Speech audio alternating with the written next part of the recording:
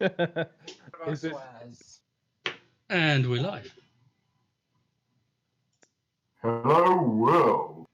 This isn't PG, right? No, there's no rating on this, so feel free. Good. I am don't definitely think- I R-rated. didn't want to upset your underage audience or anything like that. I do like those numbers though, 7 followers and no viewers. That is my No, territory. three viewers. Say hello to the 3 viewers. Well, one of them Hello. was me. We know who they are. Yeah, one of them was me checking if it worked. Oh, yeah, one of them's Aiden. Yeah.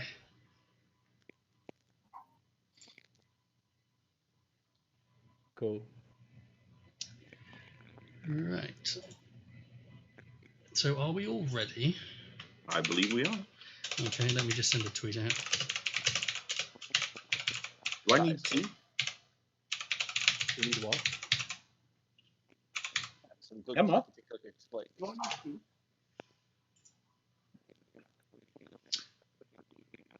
Okay, so you've all had a chance to look at your character sheets? I've been looking at it right now. Okay. I wish I could get it in a separate window, though. That would be nice. You can Yeah, pop. You so do I. can set it to pop out. If you go into your settings in Roll20, you can select things to pop out. I found the pop-out button. Yeah. Just click a pop out. Hold on, let me just hide. Yeah, let's put that Discord window to the side, because I'm only working from single monitor at the moment. Hurrah! Pop out. Okay, I wanted to question something on this slightly. Yep. I couldn't find my weapon. It is in I there. found a crossbow. You are. Am I using So the cool. forge hammer as a weapon? You are, yes. Okay, and what? So, Let me see if I can find the. Yeah, it has an attack. yeah, 1d6 plus 3 bludgeoning damage, and it's a plus 5 attack. So you attack using your strength. Cool. Can I do Blessing of the Forge? We'll save that for now. Never mind, because I'm still getting to grips with reading that one. So Yes, you can, and I will give you an opportunity to do that before you Cool. end up anywhere where that might become advantageous. Fantastic. Cool. Okay. Can I ask, have we all played before? Nope. Okay. Oh, so it's Phil the noob. What? Phil and me. And me. Oh, so wait. Okay, cool. So it's at half and half. Yeah. Okay. Yeah. How hard can it be though, right? I'm sure it. Again. I've watched Critical Role, so I'm sure GMing can't be that hard, can it? Not really. No. Good luck to us all. Right. So if you look on Roll20, I have brought up a map of the area that we're in, or that you're in. You should be able to see that. Big Yeah. purple circle. And someone's clicking the purple circle. The group has found itself in Palebank Village, just here, in the northeast of the Graying Wildlands. You've managed to come together as a group through various means and for various reasons, and have been doing odd jobs using your unique skills to scrape by a living in this region. This isn't the most civilized part of this particular continent. To the southwest, there is the Dwendalian Empire, mostly human empire. They've been on a bit of a conquering spree over the last century or so. And to the southeast, there is the Empire of Zorhas, which comprises most of the non-human races. The area that we're in, the Graying Wildlands, is almost a lawless zone. The area with the most influence nearby is Uthadern. It's a small city built up into the mountains to the south, to the southeast, made mostly of dwarves and elves. Races that have generally found themselves not very welcome in the Dwendalian Empire. Palebank Village, where you find yourself, is one of the frontier outposts of Uthadern. It is supported by Uthadern, but it is very small, only maybe 700 total residents, and it acts more like a staging post for people who wish to venture out into the Crystal Sands tundra and over to the islands of Isle Cross, just across the and I'm losing my voice already, just across the frozen seas. You were aware from your history lessons that you've picked up that there was something known as the Calamity several hundred years ago, which resulted in ruins from an ancient civilization dropping from the sky. A lot of those have landed in the islands of Isle Cross. So adventurers find their way to this area to head over to Isle Cross, looking for these ruins to try and find artifacts, or generally to make their fortune, without also being under the thumb of a controlling empire like the empires to the south. Okay. Can I ask, are we basically all in the local inn or tavern? I am just coming to that. There is a Okay. tavern.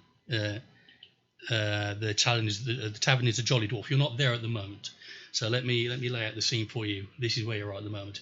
Snow gently falls from the sky and wind bites your cheeks as you stand in the graveyard of Palebank Village, a fishing outpost of Uthadern that is now home to several hundred dwarves and elves.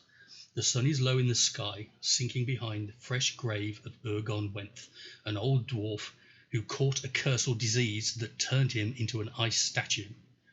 The folk of the village have gathered to pay their final respects to Urgon's frozen remains. You have joined the rest of the village to be part of to say the final goodbyes to Urgon. I don't know if any of you have spent any amount of time in Palebank Village and who may have known Urgon prior to his illness. No, I've come to the area basically looking for work. I am a lay cleric and blacksmith, and make a trade wandering from town to town, offering my services either as a cleric or as a blacksmith as needs be. And basically have come to pay my respects to an obviously honored man. And I find myself in town looking for adventure. Okay, I think I've had lodgings in the village for about a year, and I knew him from the pub basically. So you're aware of Urgon. He's a fairly famous around here. He's a typical sort of adventurer. He likes you know from speaking to him in the tavern that he likes going across to Isle Cross to try and find items that he can sell on to the agents in Shady Creek or Uthadern to make some good money. And you know he's come back in the past with relics of what you think it was some like Aeorian or something along those lines. He's definitely found something and brought it back to sell. So you're up there, as I said. You have been doing what you can to make a living in Palebank Village. You've got some notoriety. You've managed to defend the village from some gnoll attacks and hunt down some bandits that have been harassing travellers coming up from Shady Creek and from Uthadern. So the people know of you and know that you're quite capable. A gruff voice speaks softly from behind you. Thank you for attending Urgon's service. You turn and meet the gaze of Elro Aldator, a weathered elf, retired ranger, and, as you know, the leader of this village. I'm sorry to speak of dark tidings under such circumstances, but I believe that Palebank Village might be in danger, and I'm hoping that you can help us. Nod. Well, I am only passing through, but I certainly can offer my hammer or my services, whatever need they be. He seemed a well and honored man, and this seems a reasonable cause. And artifacts are something I would definitely seek out, for my God teaches me to dig for glory. Excellent. That's very good to hear. Thank you. Obviously, you're aware of the circumstances of his sad passing. Clearly, No. Why is he made of ice? If the story is not too concerning or scary or doesn't frighten the children? Well, that is the issue. Obviously, people in this area are coming into contact with many strange things that we simply don't understand. So this kind of thing does happen on occasion. Usually they're not this serious. We have 2 priests from the temples of Moradin and Corellon staying in Palebank Village, and they usually do a very good job of keeping travellers and adventurers healthy and dealing with any sort of curses or maladies that they may contract while out in the wildlands. They both looked at him, and they couldn't tell us what was wrong. It's all very concerning. Did it come on at once, or was it like a spreading malaise or a curse? Was he taken suddenly? He wasn't. It seemed to come on slowly. He began. We thought he was just losing his energy, but he began moving slowly. Then it was noted that he'd started to develop blue veining across his face and his body. And eventually, one morning, the priest went to check on him, and he is as we find him. His blue veining. Approximately how long ago did this appear when it became noticeable? About 2 weeks ago. Has anything happened strange, newcomers to the area about 3 weeks ago? Outside of yourselves, no. We do have people travelling in and out, but they are usually fairly well known. They'll travel in, once a season to do their adventuring and their hunting. So nobody out of the ordinary, no. And would such an honored man have any enemies in this area? Not that we see, no. He obviously, like all entrepreneurs around here, he's a target for bandits, but certainly nothing of particular note. The reason I'm so concerned, outside of this being quite an unusual occurrence, is that until yesterday we thought he was the only one. I did notice. So this may be a disease, spreading malaise. That's why I'm so concerned. Well, there is another citizen. Spell loyal, and you have my services, good sir. And I don't know about anyone else in this crowd, but I will see to it that something must be done about this. Well, that is very good to hear. I certainly wouldn't ask you to do this for free. I'm aware that you are essentially hiring yourself out to help. So I would offer a reward of 100 gold pieces if you could find out the source of this disease. If we can find what's causing it, then maybe the priests in the village can figure out a cure.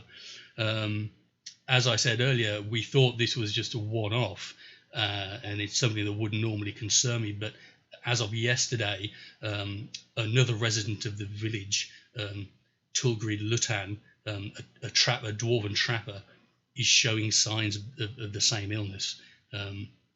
When I spoke to her, she appeared to be walking slowly, and I'm not sure, but I believe I saw the start of the same blue veining on them. Well, though I may not be worthy, by God's fire, I will do what I can.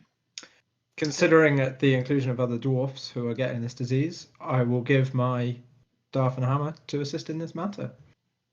If for nothing else, the investigation of this outside of the village will at least take us away from the risk of catching whatever this malaise may be. Hopefully so, yes. I did try to speak to Tulgi directly about it, but she pushed me directly away. She just wanted to be left to die in peace was the words that she used, but as I said, I'm very concerned that this is now not an isolated incident, and if you could find out what's causing this, then hopefully we can catch it before it spreads any further. I can give you directions to Ergon's cabin, and you are free to enter. I have one of my glass blades currently guarding his establishment, so no one's been in and disturbed it. No worries, I know where it is. Oh, excellent. Then it might be a good place to start. I also don't know if you want to speak to Tulgi, perhaps. Again, she is showing signs of infection, so you certainly should express caution when engaging with her. Maybe our player's companion can do an assessment. I'm just assessing my spell. Bear with me. We could always shout in through the window. Well, yeah. You could always try. If you can convince her to speak to you, then maybe you can get some valuable information out of her. Well, we can talk to her in her self-isolation. Yes. Yes. I have some spells that may help her. Definitely. Okay. Then thank you very much, and I'll obviously be around the village. So once you have any information, or if you need any more help from me, please come and find me. And thank you again for offering to help. Quite welcome. Well, good dwarf. I didn't get your name. Phil, My you're name. the dwarf. Sorry. Phil, you're a dwarf, are you not? I am a dwarf. I didn't catch your name. For now, you can just call me. Phil? Dwarf? You can just call me the short one. Brian. Shorty Beardy? You can just call me Dwarfy, but my official name is Dwarfy Pandak. it is. Okay, Dwarfy. What was that? Pandak is my official given title from my clan, Pandak. but Dwarfy is Dwarfy will do. Okay. acceptable. Well, in a like-minded, you can call me Clericy if you so wish. I shall. But if you call me, there is a limit on the Dwarfy nickname though, and use it one time too many, and a spell shall be upon you. Okay, not a problem. You notice that that Pandak definitely is a dwarf, not the most imposing dwarf you've ever seen, though. You're saying he's short for a dwarf? I'm saying, okay, so you've watched Captain America, I'm assuming. He's pre-experiment Captain America, as far as dwarf goes, so... A non-stocky dwarf. Closer to a halfling than to a dwarf, maybe. Fair enough. He's got the stature, he just doesn't... You've not, Well, you know, he's not packed I'm on not a the true blood muscle. anyway. I am neither human nor elf, but somewhere in between, the bastard son of a one-night stand. So, you know, we all got our crosses to bear. And what is your name, good sir? Sorry? What is your name, good sir? My name, which I had said before, is he's lost it again. Thokal. Spell loyal. Just call Thokal spell loyal. Hokal. Thokal. TH. TH. It's hard OKUL. to hear from all the way up where I am. Could you spell that? Yeah, it's THOKUL. TH? Thokal. TH. Yeah. OK. Okay. UL. UL. Yeah. That's so cool. Thokal. Yeah. Thokal spell loyal. Clericy. And my dear friends, I take my hat off and bow. I am Davil. Daryl. Davil. Dabble. As in dabble. Dabble? As a dabble in things. Dabble with a V. Well, Oh, DABUL. I think we're the group of deaf people. Is that V for Victor or PH? Delta. Da. Victor. V for Victor, yes. there we are. Davil. Well, Nice to meet you. I suppose I should introduce myself. I'm a mountain Goliath, and my name is Camney. That's Kilo Alpha Mike November India. Oh, is that the Zemnian alphabet that you're using to... Yeah, it's amazing how Yeah. he spontaneously created it. So basically, and are you male or female?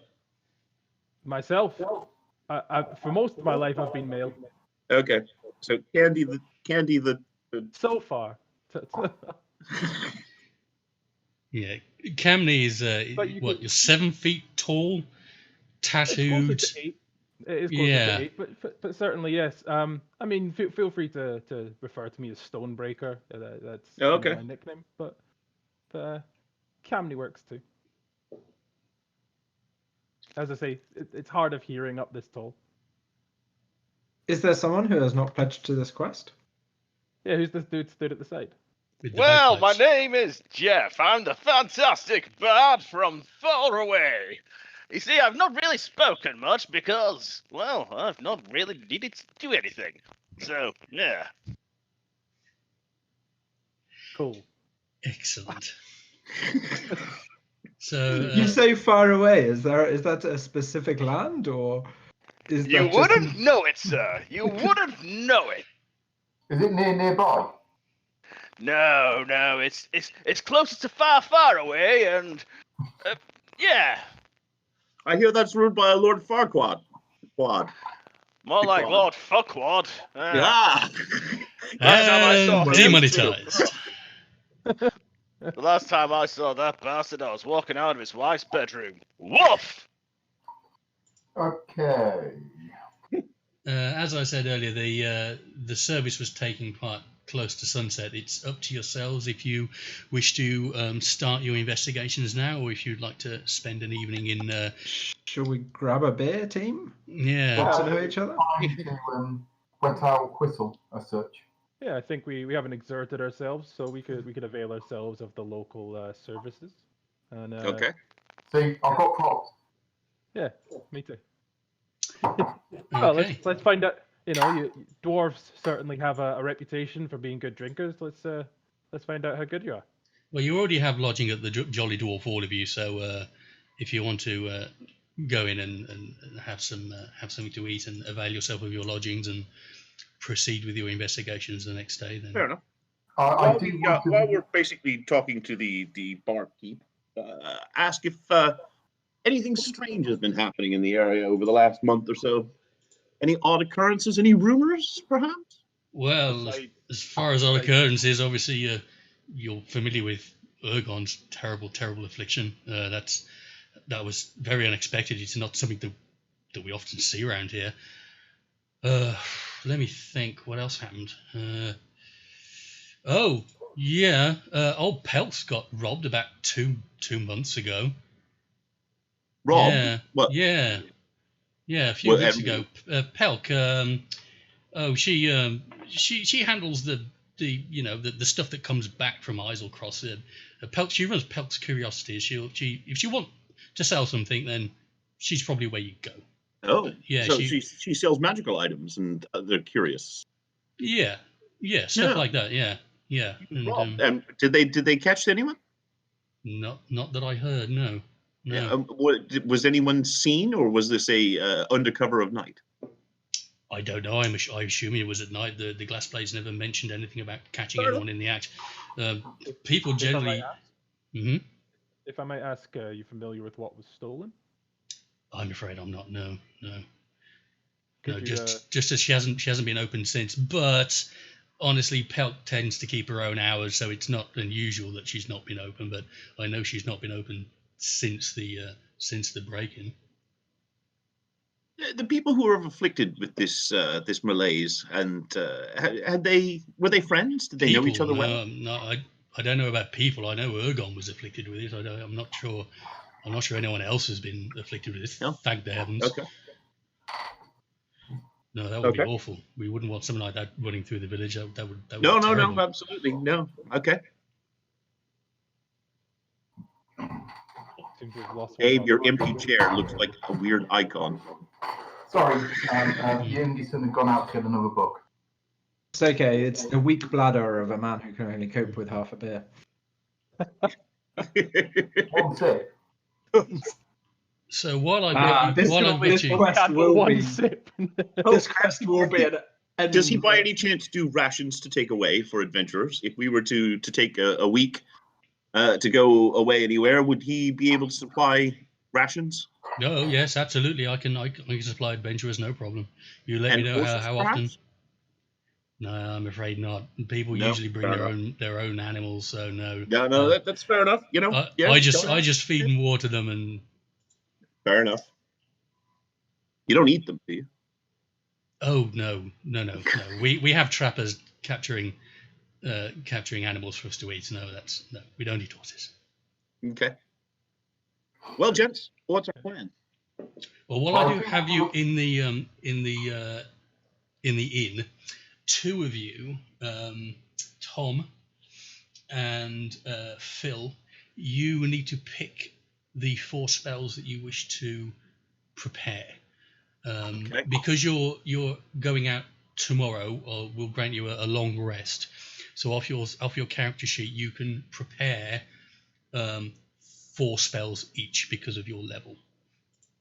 Target So- practice. This is How what do I do that? So if you go into your character sheet Yeah. and then go to spells, Yeah, I'm there. yeah, you can see you've got cantrips. Yeah. Your cantrips you have available all the time. You don't need to prepare them; they're available all of the time, Okay. and they do not expend a spell slot when you cast them, so Okay. you can just keep casting them over and over again. The downside of that, obviously, is they're not very powerful, but they're Yeah, available for you all the fair time. Your spells that have a level are listed under the level that you get them under. All of them are currently a level 1. So Tom, if you look at yours, you've got available Cure Wounds, Bane, Detect Magic, Inflict Wounds, and Identify. Because of your background, you also have Searing Smite, but Searing Smite does not count towards your 4 because it's from your domain. So out Now, of those, what I can't understand is it says slots total 2, slots remaining 2. yeah, so you prepare 4 spells, and those are the 4 that you can select to cast from. Okay. You can only cast 2 level 1 spells until you get a long rest. Another long rest. Yeah, Okay. so for example, you could prepare Cure Wounds, Bane, Detect Magic, and Inflict Wounds. You could cast Cure Wounds twice, and then you're out of spells. Fair enough. No, that's cool. All right. I wasn't certain because I'm playing from original rules where it was one shot. And if you wanted Cure Wounds twice, you had to pick Cure Wounds twice. But no, Yeah. this works well. No. Okay, that's cool. And the same for Phil as well. And to prepare one, just click the thing next to it, turn it red. Let me do some target practice at the inn. The inn might be devastated by the end of this. You're rolling dice. I Not yet. hear rolling dice. Right. My spells are picked. Check. Okay. Given that we can all see one another, in terms of out of character, maybe a quick chat about what we're looking at, like in Okay. terms of one another, because I'm a half elf, and I am. Hold on. I will try and find out some statistics. I am. Where's height? I may not have filled that in. No, that's fair enough. I'm a Sorry. half elf. I'm So- a bit critical and over super sensitive of my own failings, and will criticize others, including myself. So expect lots of QA type comments. I feel there may be some Ooh. Fit for DMing there. character. This is a fantasy realm, Tom. Basically, I am a lay priest, but a priest of the forge, which basically means I'm also a blacksmith. And I fight with a hammer and armor. What armor do I wear? Looking for what armor type I am. Armor class 18. So I wear some fairly hefty armor, I think. You are currently wearing chainmail, and that's a good point, actually. Both you and Aiden, both with your armor on, have disadvantage on stealth checks. That's fine. That's so not a problem. I'm you with have the 20. option of taking it off and reducing your armor class if you wish to do Looking- anything particularly stealthy. No, that's fine. But yeah, I basically armored up and got a hammer in my hand. Yeah. And I can speak a few languages, apparently. Bloody hell. So Okay.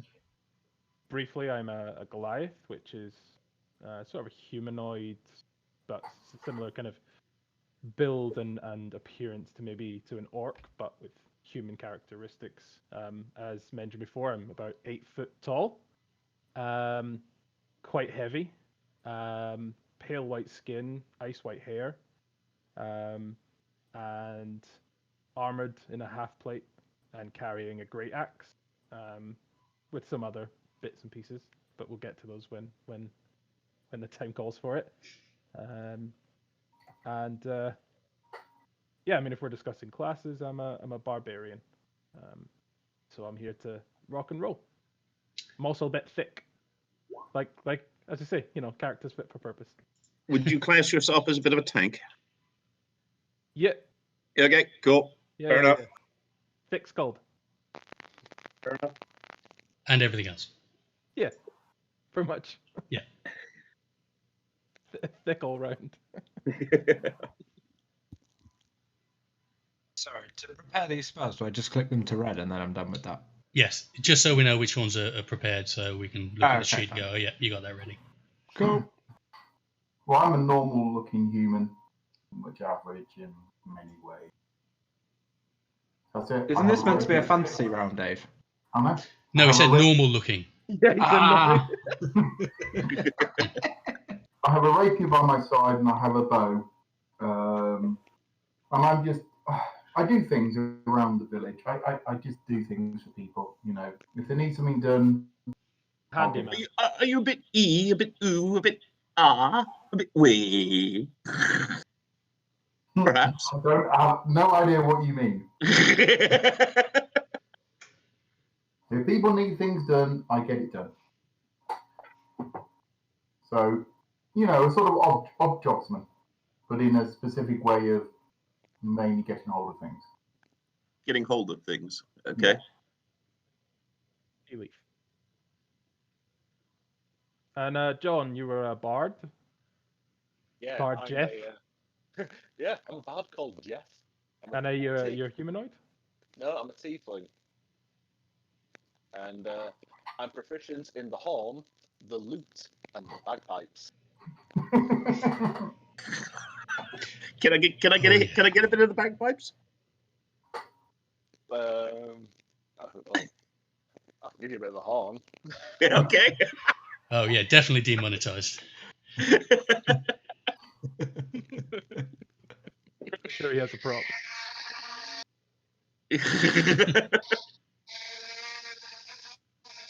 I can't tell if that's a soundboard or a real I Vuvuzela. think he's just blowing his nose.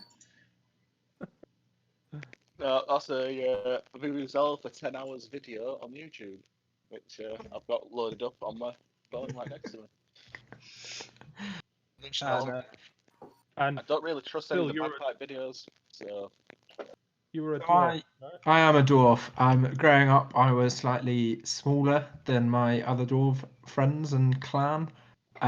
So I grew up with the mentality of slightly getting bullied. So I fist first, run into things, try and avenge myself. But I had brains, was smart. So I went to wizard school, got a wand, got a staff. Upgraded to just what is a bigger wand, effectively.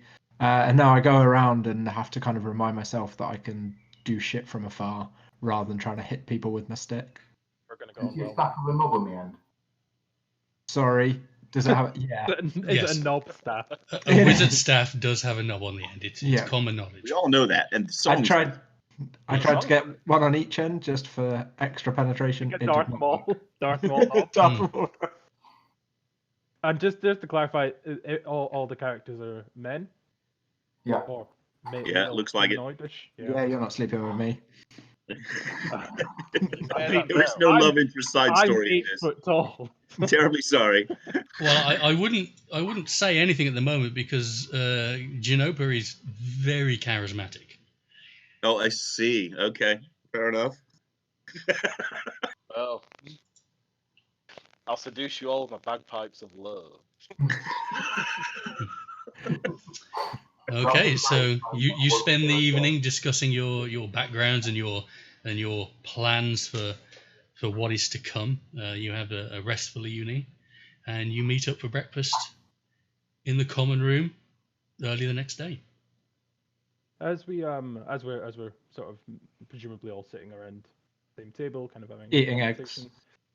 conversation, casting an eye around the room, is there signs of any people or any persons who would have been mingling around last night, maybe keeping to themselves, who are again present in the morning for breakfast? There are a couple of A lot of people the same people? There are a couple of people, a couple of dwarves that you recognise from that were there last night when you were there, and they're also down there having breakfast. And attempting to be maybe a bit perceptive, is there anyone who seems to be paying slightly more attention to us than would be expected. Roll me a perception check. Oh yeah. First roll of the game. First roll of the game. Right. So perception, I have 0. So just a D20, Just right? a D20, yeah.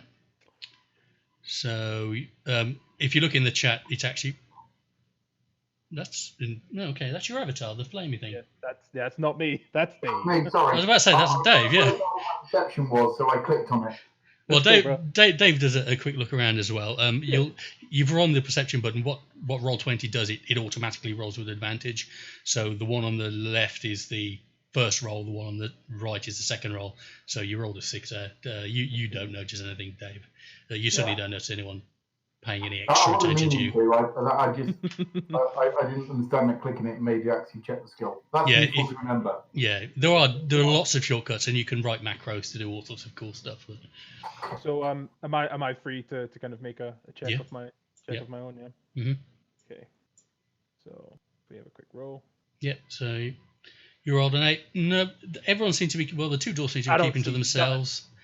Well, you see the two dwarves, they don't seem to be paying any extra attention to you than you would expect. They just seem to be minding their own business. You're getting their breakfast down before they go out and do whatever it is that they're going to be doing. Can I'd like to make a roll myself just so that I actually know how to do this. Sure. All right, so I click on the dice. Yeah, dice roller. You can do that, or you can just type in chat. You can do /roll and then type the roll you want to do, like 1d20, and it'll roll it. Roll, and then just roll space /roll roll space 1d20. Yeah. Mm-hmm. Number of dice before D, and then the sides on the right. Yeah. You need to put /roll in front of the roll. Forward. All right. Take into account your literally 1 D20. That take into account your background perception? No.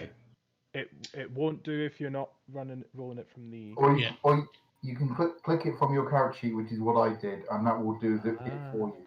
Yeah. All right, hold on. I'm just looking where actual perception is. So on the left-hand side of the character sheet, there's a list of skills. Sorry, middle, left middle.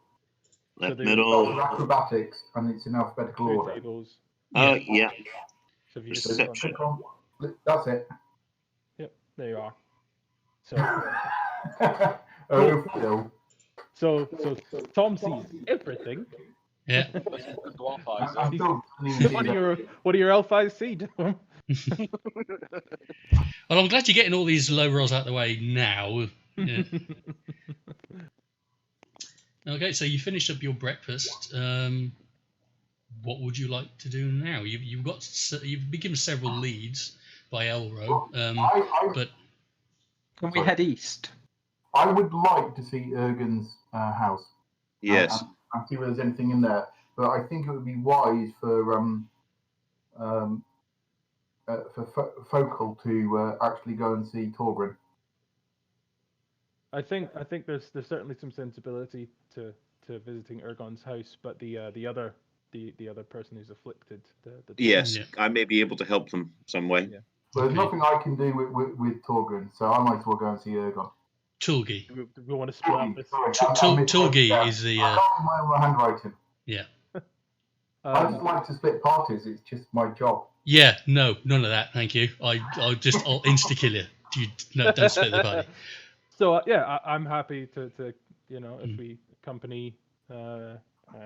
if we accompany Thokul to have a look at the afflicted.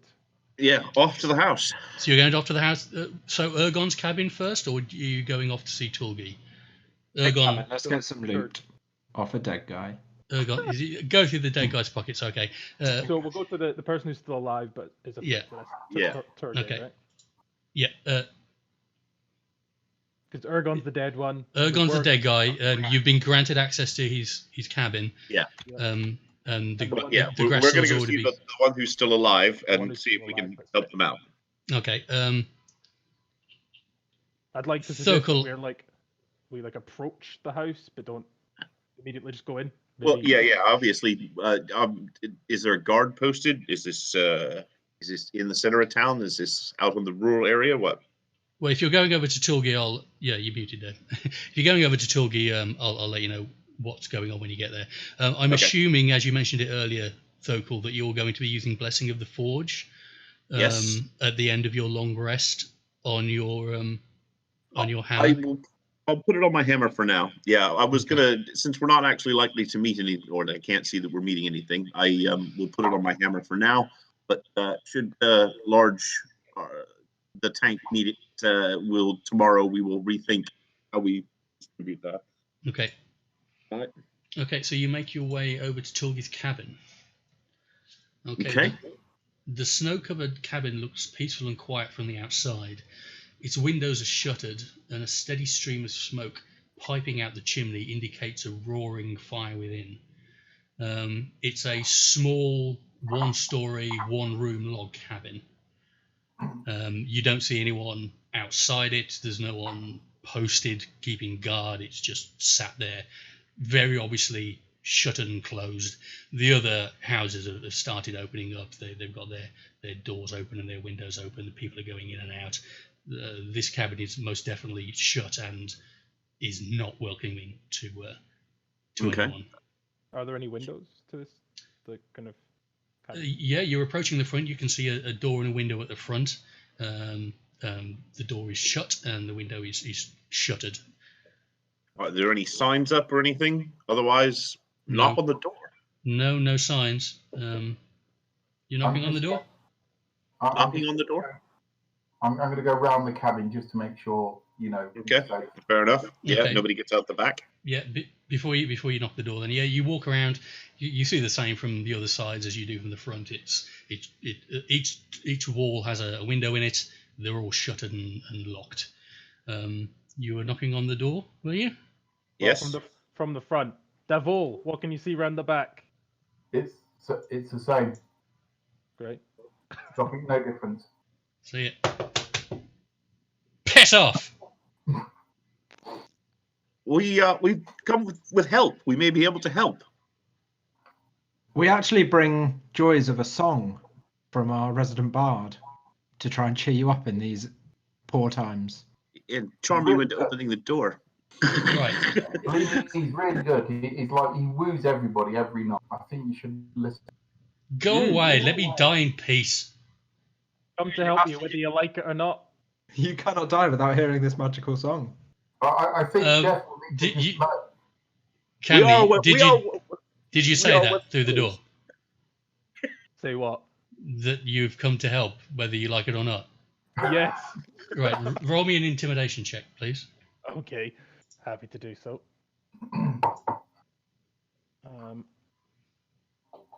Okay. Oh, well, I'll take the first one, Mr. Okay. Cabby, which was 14, so that's fine. You hear some moving around inside. Okay. You hear some clattering on the other side of the door as it opens up, and the door slowly opens, and you can see Tulgi stick her head out. Sigh. You might as well come on in then. Oh, I'm not sure I want to with you looking at it. I'm gonna chill outside. I'll keep watch. I think I'll stay out with. Before I enter the building, what state does she look in? Are we looking at sort of somebody who is slightly peaky, or are we looking at somebody who's 10 minutes away from zombie? You got a quick look at her before she went back inside. She definitely didn't look well, and you could see the blue veining up her neck starting to make its way up her face, and you can see her now slowly moving back into the hut. All right, slowly enter the room. What are her living arrangements? I'm taking it she's alone. Is she well off? Is this a hovel? So the heat in this small cabin hits you like a hammer blow. A table set with neatly stacked dishes, tools and utensils stands at the centre of the room. The smell of a simmering soup comes from a pot hanging inside a roaring fireplace. Another fire burns in an iron brazier at the opposite end of the room, filling the cabin with a smoky haze. Shivering at the end of a bed near the brazier is Thule wrapped in blankets. Bulging blue veins streak her face, neck, and hands. And I can actually show you what it's Ooh. like here. Okay. Is that me on the? No, that's Tulgi there. Okay. It's a good point, actually. You probably won't be able to see. Let me drop you all onto the map. Is the fog of war on? There we go. Well, yeah. Oh yeah, you can see the whole thing. So let me drop some people in for you. You've just gone in the door.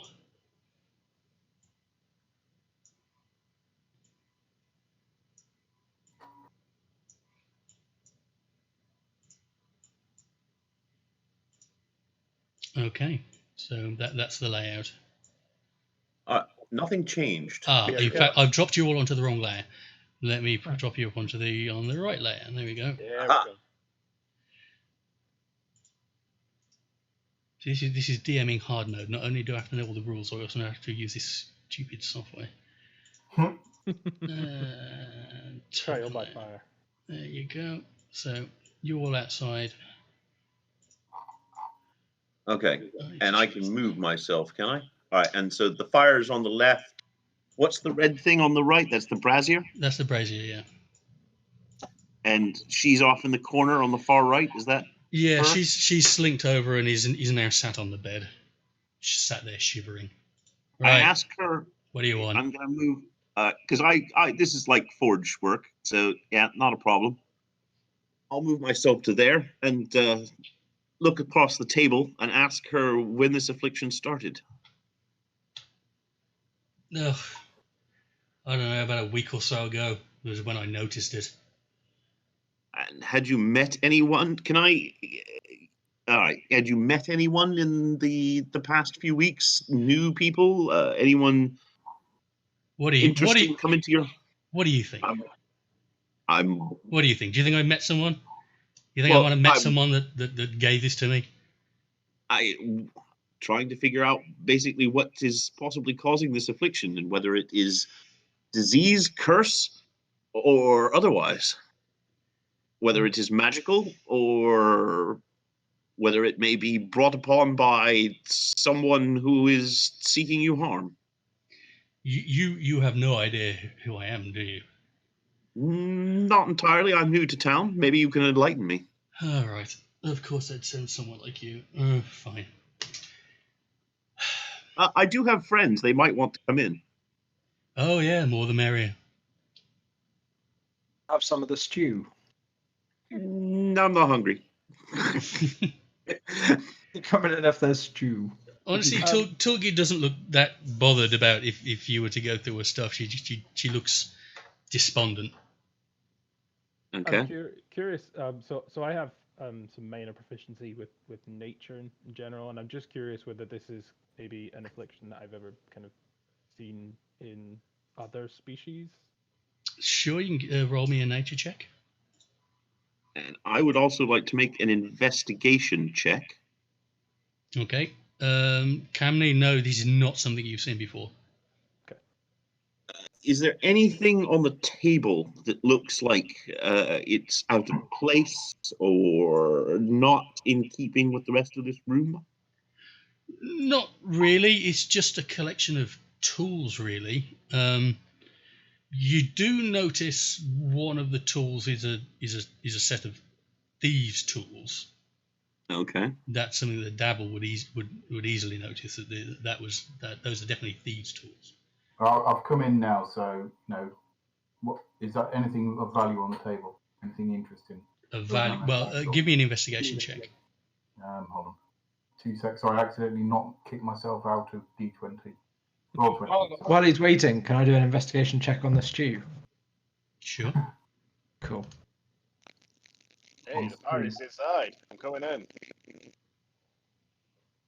I'm gonna stay outside, y'all. I found. Oh, an 18. You rolled an 18. It's stew. I shall eat some stew. Okay. I'm going to take a very close look at her. Lovely. Mm-hmm. Is there any obvious sign of wound, or I'm wondering if I were to cast a Cure Light Wounds on her, whether it would actually have any effect whatsoever, given that there may not be a wound to cure. Are you going to ask her permission, or are you just going to do it? I'm going to ask. I have the ability to possibly ease your suffering, and I'm wondering if you might allow me to, if there is a source of this infection, if you might let me examine you. The priests and the lean in the clerics in the door. village already tried that on Ergon, and it didn't work. It's not going to work on me. They don't Okay. know what it is.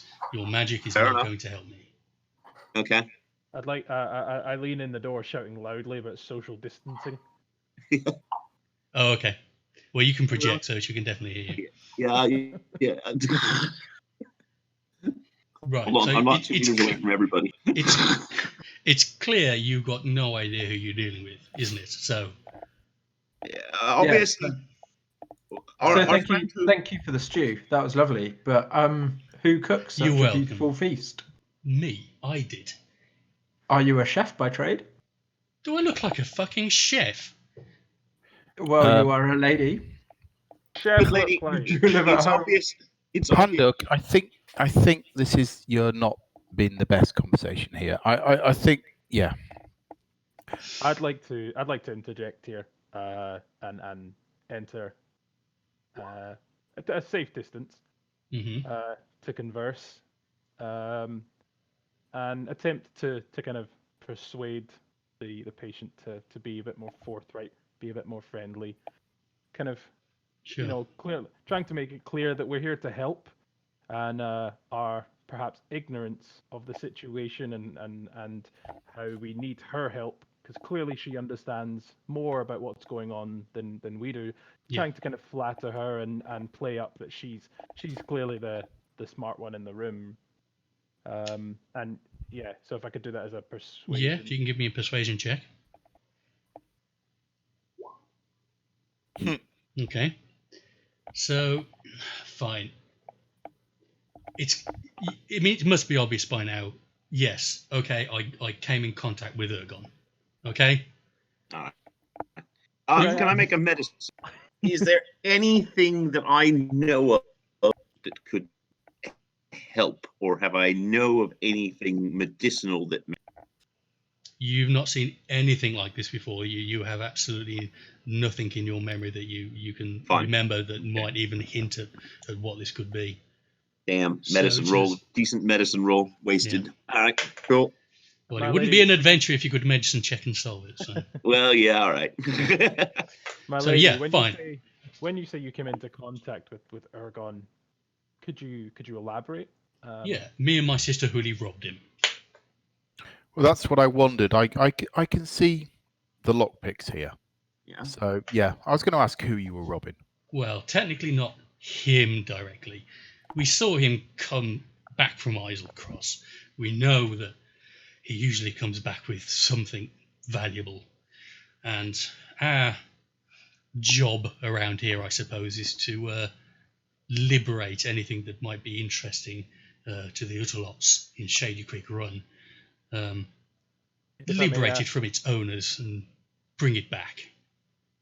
If I may ask, when you say you didn't necessarily steal it from him directly, are you suggesting that you stole it from, was it Pelk?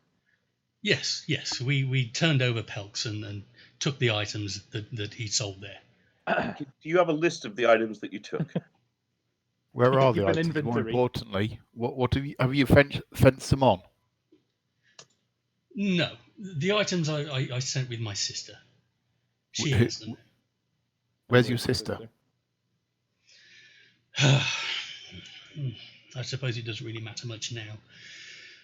She's at the Croaker cave just outside town with the rest of our group. How many Group, yes. How many members are there of your group? And does this group have a name? Yes, I told you, we're with Utalot. We work for the Utalot family. Okay. It's a Shady Creek Run. Okay. How many tend to kind of congregate in your group? Well, it changes from time to time, depending on who's moving stuff around for us. Ballpark it for me. Ballpark around 10 to 12 of us. Okay. No, never mind. Sorry, I was just clicking on that to figure out what it did. Sorry, apologies. I missed the I. Do any of you? What's your passive wisdom skills? If you could check your character sheets. Wisdom skill. Your So passive it's where it says wisdom. passive wisdom Passive perception. wisdom. So Yeah. so below the skills list, there will Yeah. be literally a passive wisdom. Sorry, I didn't mean to actually make my roll. It's okay. It'll probably be the same as your base It- wisdom. it's- unless it's you've got plus any one. modifiers. So your passive wisdom. Oh, sorry, will 11. have a number. Should be 11. 10 or yeah, Sorry. yeah. Passive wisdom is 13. Yeah, 11 for me. So, Davil and Thokor, you both notice that under her tunic, you can see the hilt of a rather ornate-looking dagger sticking out. That looks A expensive. very nice gilded sheath. Oh, this yes.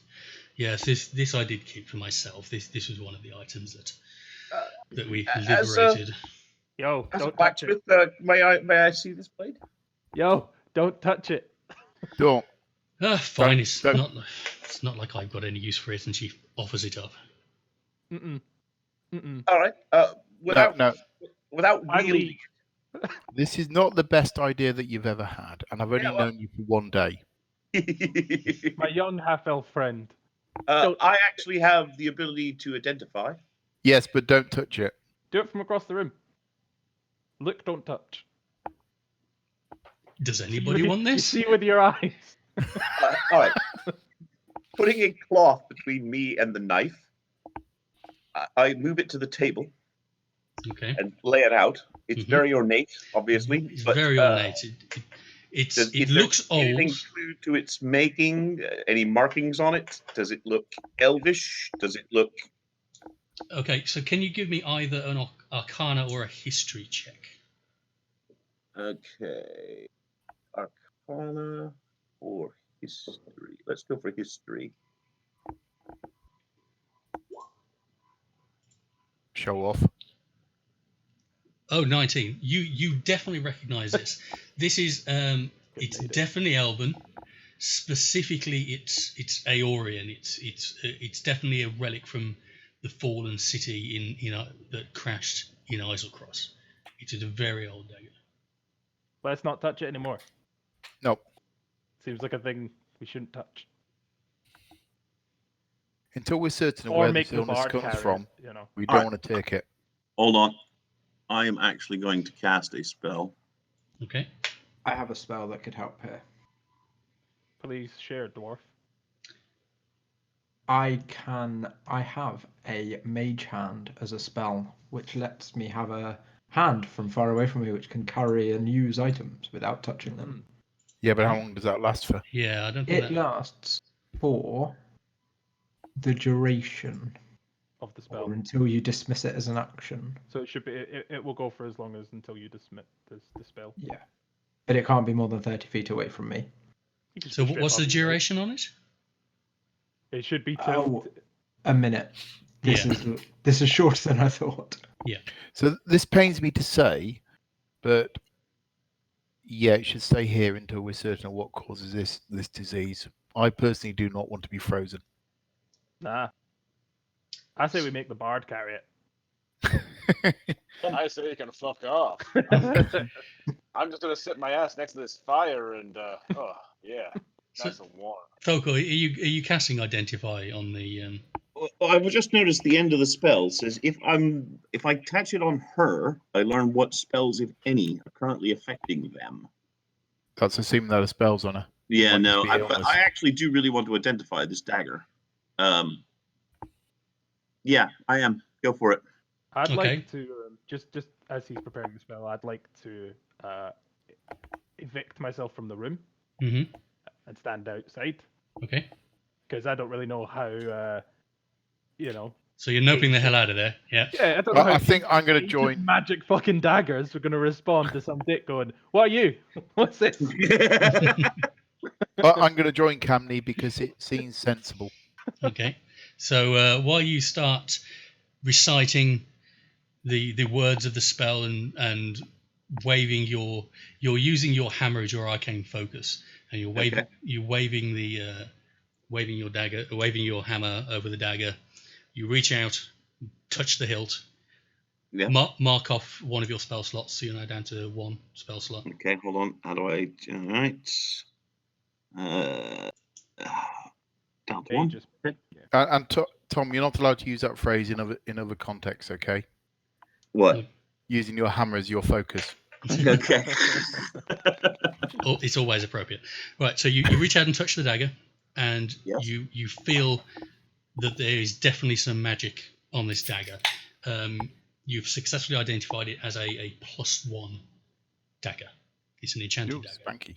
You don't Not cursed identify. or anything like that. You can't see any curses. You don't see any other effects on it. It is, as far as you can tell, just a +1 dagger. A very nice dagger. Yep, fair enough. I ask her if I may take it with me as part of our investigation. Sure, fill your boots. Fair enough. I wrap it in a cloth and pack it away. Okay, do you want to mark that down on your character sheet? +1 Yeah, dagger. I'm gonna go find that somewhere where I figure out where it goes. the equipment window at the bottom, and there should be a Equipment plus, window. like at the bottom of the corner. Oh yeah. Hold on. There we go. And then you can hit a plus, I think. Dagger. Done. Do I have to give it a weight? No, just give it 1. It's as long as you're not Okay. going to start carrying livestock around, then we're not going to bother No. too much about that. No, that's fine. Stop that. No, I clicked on something and everything now wants to. Yeah. There. Yeah. Cool. Okay. Everything was trying to get deleted. Didn't want it to. Stop. Okay. While myself and Deville are standing outside, do we kind of, is anybody standing around? Anybody kind of looking a bit untoward at all, or, you know? No, there's passers-by going back and forth on their business. You do see a few people giving you some crossed eyes. Just you look very imposing, and if anything, Good-looking guy. you look a bit shifty. So people are definitely kind of you. Yeah, you are sort of obvious. Yeah. I I'm tell just the cautious lady of that anyone kind of following us about. we'll do whatever we can to help her. We thank her for her assistance and promise that if we find anything that will assist her before it's too late, we will do our utmost to bring it back to her. Well, I won't hold my breath, but thanks, Well, I you know, suppose. hey, we'll give it a try. But you know what? I'm not holding my breath either. You know, I'm a realist. Ian, how far is this Croaker Cave? Did we ask her? You don't know. You just know it's Croaker Cave. So Okay, so lean in. we can always ask Elro. I think we should still visit Ergon's house first. Yeah, definitely. There might be stuff to borrow. Yep. Okay. So, I'm fairly certain this dagger, guys, is pucker. I don't know if anybody's decent with a dagger. I'll tell you what. You carry it for a bit to make sure that there's no damage. Fair enough. I've got it we'll wrapped have in a a look cloth. later, It's okay? quite safe. You Yeah, hang on that's to it cool. for a bit. Yeah. If you That's don't cool. die. Yeah. All right. So we'll go to Ergon's house. Take one for the team. okay, you're making your way over to Ergon's cabin. Yeah. Hey, before I go, where's this cave where your other wenches are? You know, I want to find out where they are. And That's why we brought a fucking bard, man. Croaker Hey. Cave? Oh, ask anybody. It's probably half a mile outside of town, or just on the coast, just down a little which way ways out of from the town? docks. North, east, south, North. west. I mean, come on. It's to the north. It's where the sea To the is. north. Well, there's plenty of seas. Jeez. There's one sea. We're Well, I on can think of a fucking sea word island. now, and that describes you, you deaf wench. See ya. She just shakes her head. How can we find the only American bard in the whole of this medieval world? It's from far away. Right, so you're making your way over to Ergon's cabin? Yeah. Yes, please. Okay, so you make your way over. Obviously, you know where it is, Devil, but as you get there, you see a young rookie who you know as Mila Tano, a wood elf, one of the glass blades, one of Elro's scouts. Yeah. He's standing guard outside the front door. When you say rookie, like last place, like militia kind of town. Yeah, like a young ranger. Yeah. Hi, Elrose asked us to have a look into Ergon's death and see whether we can locate what happened. Any chance we could have a quick look around? Yes. Good morning. Yes, Elwaro explained to me this morning that you may be coming over. Yes, absolutely feel free. No one's Thank been in. It's all as it was when we found him. Right, going to walk boldly through the front door. Before you do, just as you're going to walk through the door, I put my hand on your shoulder and stop you. You know this fellow, to some extent. Would you consider him to be a cautious person? Quite. Or a trickster? Well, but I'm more concerned. Is he a private person? The question I would ask is he the kind of person to lock his door? Possibly, but I can try. You would know that, like anyone else, he's aware that people are going to be trying to help themselves, so he would take precautions. He would lock his door just like anyone else would. You never got the impression that he was up to anything no good. He seemed to be, as he presented himself, a treasure seeker, a treasure hunter. I'm not expecting any sneaky traps, if that's what you mean. Fair enough. Where did Ergon die? Did we know that? Yeah, he died in the cabin. In his home. Okay. Yes, he was found in his home. Okay. As a block of ice. As an ice statue, yeah. Okay. Which means people have already been in to take him out. So yes. I was hoping we didn't disturb it. If he was out when he died and the door was unlocked, it may indicate. But yeah. So come on, barrel through the door, mate. Open the door. Okay. The cramped, dark cabin might have been a cozy place when its owner was alive. Now an unmade bed stands near a cold fireplace, its mantle hung with the head of some snarling white beast with grey horns. On the other side of the room, a small table strewn with dirty dishes and set with a dwarf-sized chair stands before two empty shelves whose contents are scattered across the floor. Kitchen utensils, dried foodstuffs, adventuring gear, and a few books. So you say it's scattered across the floor, so it looks like someone's been through that. Is that what you're saying? Make me an investigation check, please. Yeah, sure. At this point, only Devul has gone into the building? Do we have a map of the building? No. Okay, fine. Oh, well, that sucks. I have one sucky and one good. Yeah, well, it's the first one because you don't have advantage. So I only have a sucky one. Do you have advantage on investigation? Are you proficient? Don't think so. Well, I'm going to come in as well, and I will investigate as well. I don't have advantage on it, so no. sorry. It definitely looks messy. You couldn't say whether or not it was because someone trashed it or just something else happened. Now the thing is, he's famous for going off and getting stuff and adventuring and finding loot. So I'd expect there to be something of quality around here. And the fact that if we can't see anything, that's more of a concern than not. Mm. So I'm going to spend a bit of time having a search around for anything shiny or expensive looking. Okay. Give me an investigation check, please. Yeah, sure. Can I enter as well, or is this building quite small? No, you can all fit in if you wanted to. You spent some time going through the stuff in the cabin and on the floor. You don't see anything of any particular value, just what you'd expect for the day-to-day trappings of an adventurer. You find a silvered maul, a suit of splint armor, a dwarf size, and a bulky fur-lined cloak, dwarf-sized, a grappling hook, and a hooded hand lantern. So normal trappings. His size, is it worth looking for any sort of basement or trapdoor? Yeah, give me an investigation check. Sorry, no. Well, give me an intelligence. No, an investigation check, please.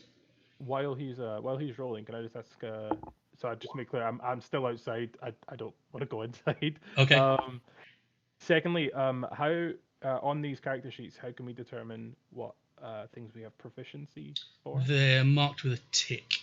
Let me just call one. I don't think you did a very good job investigating there. I'm going to have another go for you. Okay, was that your roll, Tom? Yeah. So, Tom, you definitely notice there are still books on the shelf. Yeah. You take a look at them, and you start leafing through them. There's some history books. There's some books about the local history of the area. And you notice in one of them is a piece of paper tucked in as a looks like a bookmark. Okay, fish it out.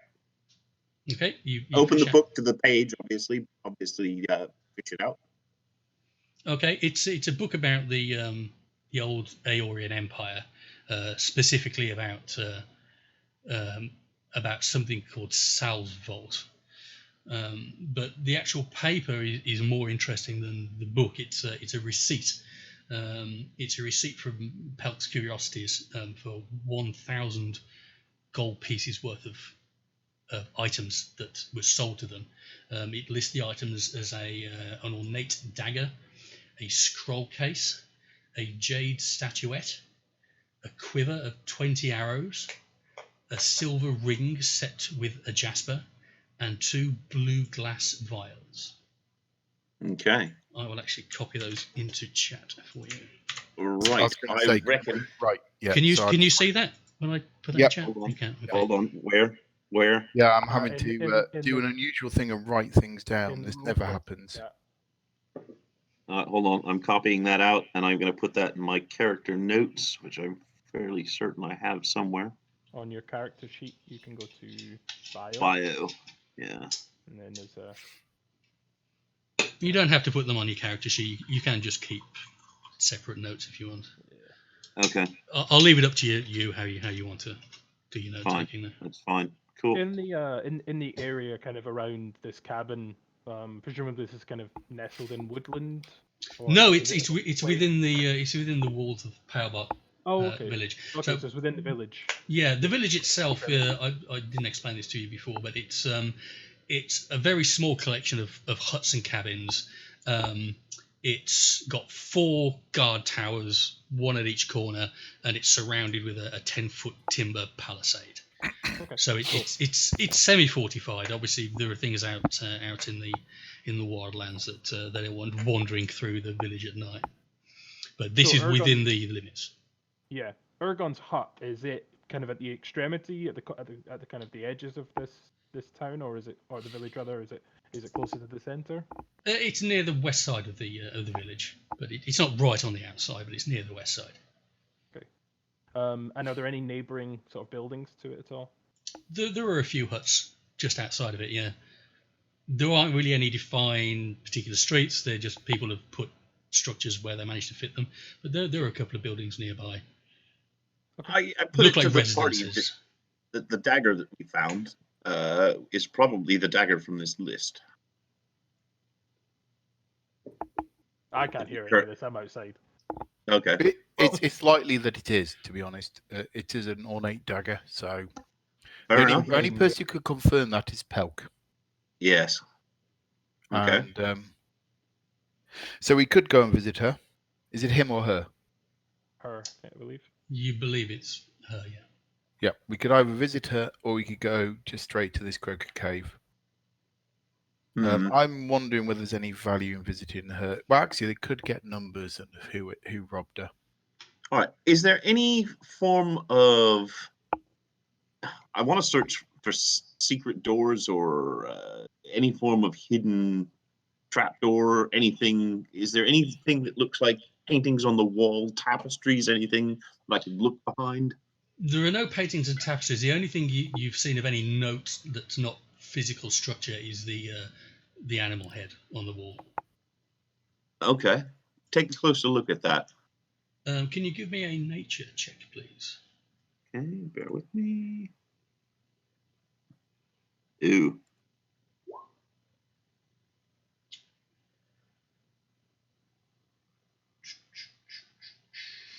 No, it's clearly not. It's clearly monstrous. Okay. But you don't know what it is. Interesting. Anybody else know what this might be?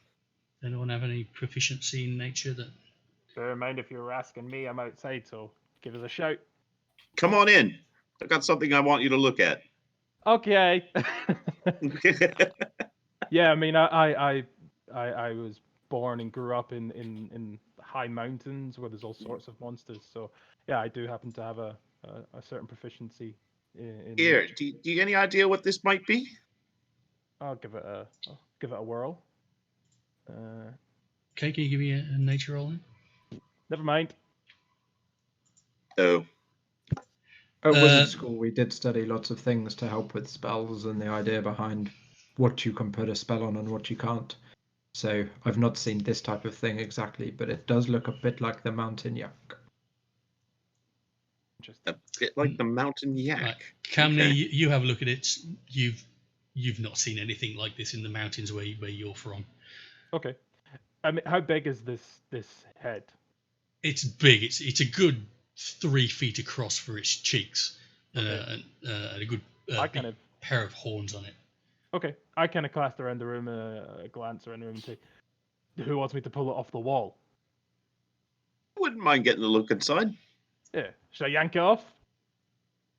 It's a Oh, bit. that's what she It's a said. bit.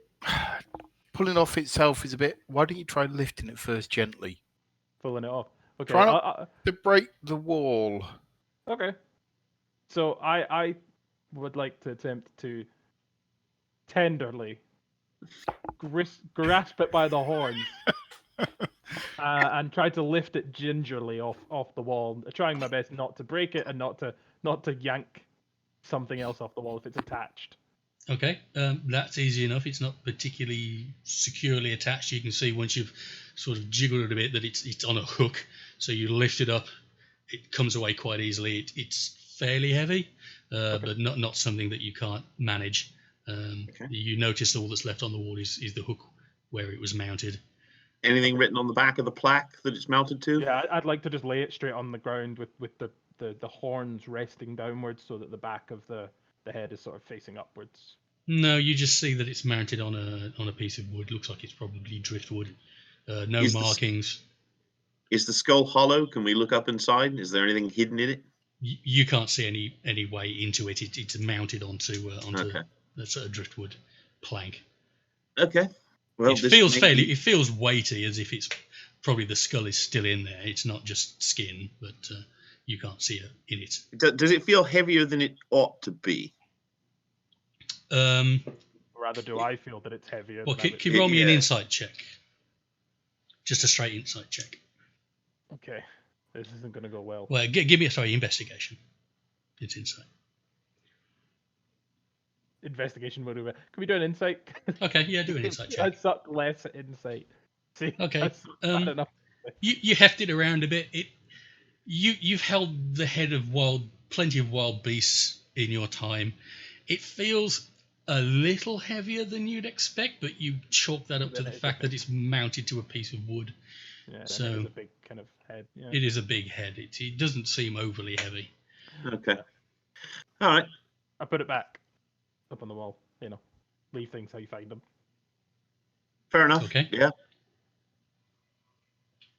Anything else of interest? Is he got containers full of things, other things on the bookshelves? Is there tables or storage? No, look into? the only things were the items that were on the floor and the books on the bookshelf and Fair enough. the head of the creature. Nothing else We'll in there. take There's the bed, but We'll take the bit of paper that had the list of items on it. okay. And we'll. I'll give that to the guy who lives locally. So yeah, I'll hand that over to Dave. Thanks. But I feel that this might come in handy some point in the near future. You never know. Well, Does anybody else got any ideas? I feel like we sucked this room dry. I think that's all from here. Should we visit Pelk or just go and find these people at Croaker Cave? Croaker Cave sounds like a fight. Are we ready Yep. for a fight? Well, it sounds like Pelk got rolled over, but we could find out some more from her if she'll talk to us. I think we'd gain more from going to the cave. I'm for going to the cave. I mean, we don't have to fight. It's a cave full of wenches. That's my go-to area. I can have them all. You don't Well- just fight your women? Only in the morning. Fair enough. Well, caves. Well, I'm into we'll caves and things going delving. So Right, any chance to go a digging. We'll go to Eldrow and we'll find out where the caves are. Okay, well, you exit Oh, the and north. you ask the ranger where you might find Eldro, and she points out, oh, he'll be in the center of the village. You go over there, you'll definitely find him. You hunt him down. You explain what you've come across so far, and that you believe that the answer to this mystery may lay in a place called Croaker Cave. And he says, yes, yeah, I'm aware of it. It's just outside the north of the village, about half a mile down the coast. It's called Croaker Cave because it's full of ice frogs. People generally stay away from it. They're nasty brutes. But it wouldn't surprise me at all to find that some bandits have set up shop in there because people will just stay away from it. So, I mean, best of luck, but be careful. We will. We're Okay. just gonna Are have we a shove prepared? and see what happens. Okay, you're What heading. time of day is it, and what time will we arrive? Approximately. You've spent about an hour and a half, 2 hours between the two cabins that you visited. So you'll probably arrive there around midday if you set off now. Okay. I I'm think we game should if you grab guys are then. provisions for lunch because obviously we need lunch on the way. You're gonna stop off the Jolly Dwarf to pick up some supplies. Yeah. Yeah, we might be gone a day or two, so yeah, grab 2 days worth of food. Okay. Do we have to Let me subtract see. money? Yeah, you will have to. I'm just looking it up now. So yes, I mean, I'm I kind of pull my bag and I actually have a bunch of rations with me. You know, I only Okay. traveled into town this morning. I'm quite happy to share. I them do out. actually have 2 rations as well. I've just checked in my bag. Yeah, I actually am good to go. I have. Where's my 10. where's my character? Trying to find the sheet. Yeah, and I got a full water skin, so yeah, all right. Oh, 2 yeah, days worth of water equipment. and some water. 2 days worth of food and some water. I think I'm all right actually. okay. You right, Phil? On your character sheet, yeah. Yeah, rations 2 days. I think we've all got 2 days of rations. Whereabouts? Do you have your character sheet up? So right at the bottom. Yeah, In you the have middle equipment. column at the very bottom, there's an items list, and it'll have like a weight on the left and maybe some money, and then a bunch of items. You may not have the items. I don't know. oh yeah, I've got some rations and some Yeah. water. Awesome. Yeah, let's I go. think we've all got them. So let's go for an amble. Let's get Cool. let's rock up and get ready for a fight. Okay, so you're heading over to Croaker Cave. Yeah, Yeah. just before we get to the cave, I want to scout it out first. So I want to have a quick neb of the area. So once it's in sight as such, I want to have a quick Okay. neb before Mr. Giant gets his crunches everything and it's obvious. Right, so you're aware of where it is. You know it's due north of the village. Yeah. As you approach it, you're still quite far away at this point. You can see signs of frequent tracks going down towards the area where the cave is. Definitely, you get the feeling that they're fairly recent, at least within the last few days or so. Are you we don't- saying human or horse or any idea? Give me a nature check, please. Bear with me. Sorry, a survival check. Oh, Survival. Okay. same one anyway. You don't see anything that looks like it was an animal. Okay. From what you can tell, they're humanoid. Fair enough. Okay. You also notice up on the cliffside some smoke rising from what looks like a natural fissure in the rocks just Yeah, so above it's where the occupied. cave entrance would be. Okay. Are we going in Leroy Jenkins or are we going in No, American No, Sniper? I want you loud, noisy people to stay here while I have a look. Okay? You loud, noisy people. Oh, I Yeah, see. you Fair enough. keep your gob shut. I'll be back in a Okay, bit. I shall sit here and clank. So Okay, I'm gonna Devil, you going down to the cave entrance? have a Right, little while creepy Dave's camp going to the camp. cave entrance, I'm going to go make tea. This sounds like Um, a perfect opportunity for me not to hear what he's doing. So as Devil's approaching the cave, is there anybody outside of the cave Or is it- No, you see no sign of any guards or patrols or anybody there. Okay. I turn to Devil and I say, take the bard with you. Take the bard with you, and if you get into trouble, have him blow the bagpipes. I'll come back you up. Can you walk quietly, Bard? I can walk quietly. I sneak in everywhere. I watch people, and I write songs about it. Yeah, sure. Right, follow me. If you make a noise, I'll punch you in the throat. Hey, that's my living. Don't do that. I'll punch you in the dick. You know? Right, so I'm going to creep over to the cave to have a quick look, looking out for anything unusual or anything weird I want to wear. Okay, I'm just trying to roll 20's been a bit shitty with it. There we go. Oh. Okay. Can you see that? Yeah, it's very weird on the tile system. Yeah, I've accidentally revealed a little bit that I shouldn't have. Let me just hide that. So you go down. You're actually a bit further back than that suggests. So you're not actually entered into the area. Yeah. Yet. Let me just put that up on screen so anyone else can see. A slow dripping of water sounds out where it falls from stalactites down into a murky pool that fills the rough tunnel ahead. Every few moments, a loud croaking sound out from somewhere in the darkness beyond. So there's no natural light. There's no artificial light you can see. No artificial light. I believe you are human, aren't you, Dapple? I'm human. So I have no weird sights. Yeah, it is dark. You can't see anything. Jeff. Hey, I've got my. Hey, I can see everything perfectly clear here. Yeah, I'm a you can tiefling. see. You can see up to 30 feet night vision, I believe. It's 2020, 30 feet. I can see anything.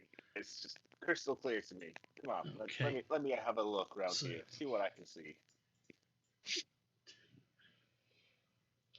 Okay. So you can see that. So you see in front of you a pool of water. Ooh. And you can hear some croaking sounds. Oh, I think that's some crazy.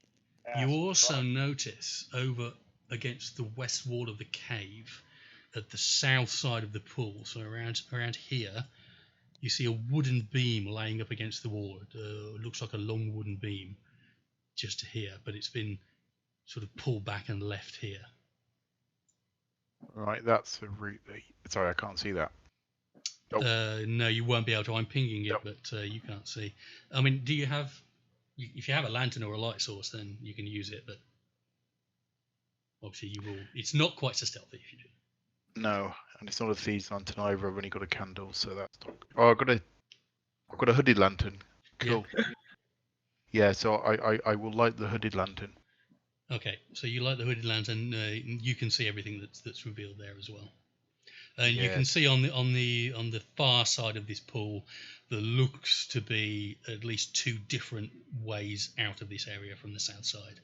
You can see an entrance here to another area, and an entrance here. This seems to be this is definitely the wider exit down here. Right, so they've obviously pulled back the bridge, so we've got to get back here. There's no point in stealthy. We might as well get the others. Yep, sounds like a good plan to me. So we're going to go back and grab the others. Okay. I see.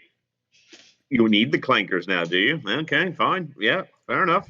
Right. So just explaining, you've all heard what Ian said. Yeah.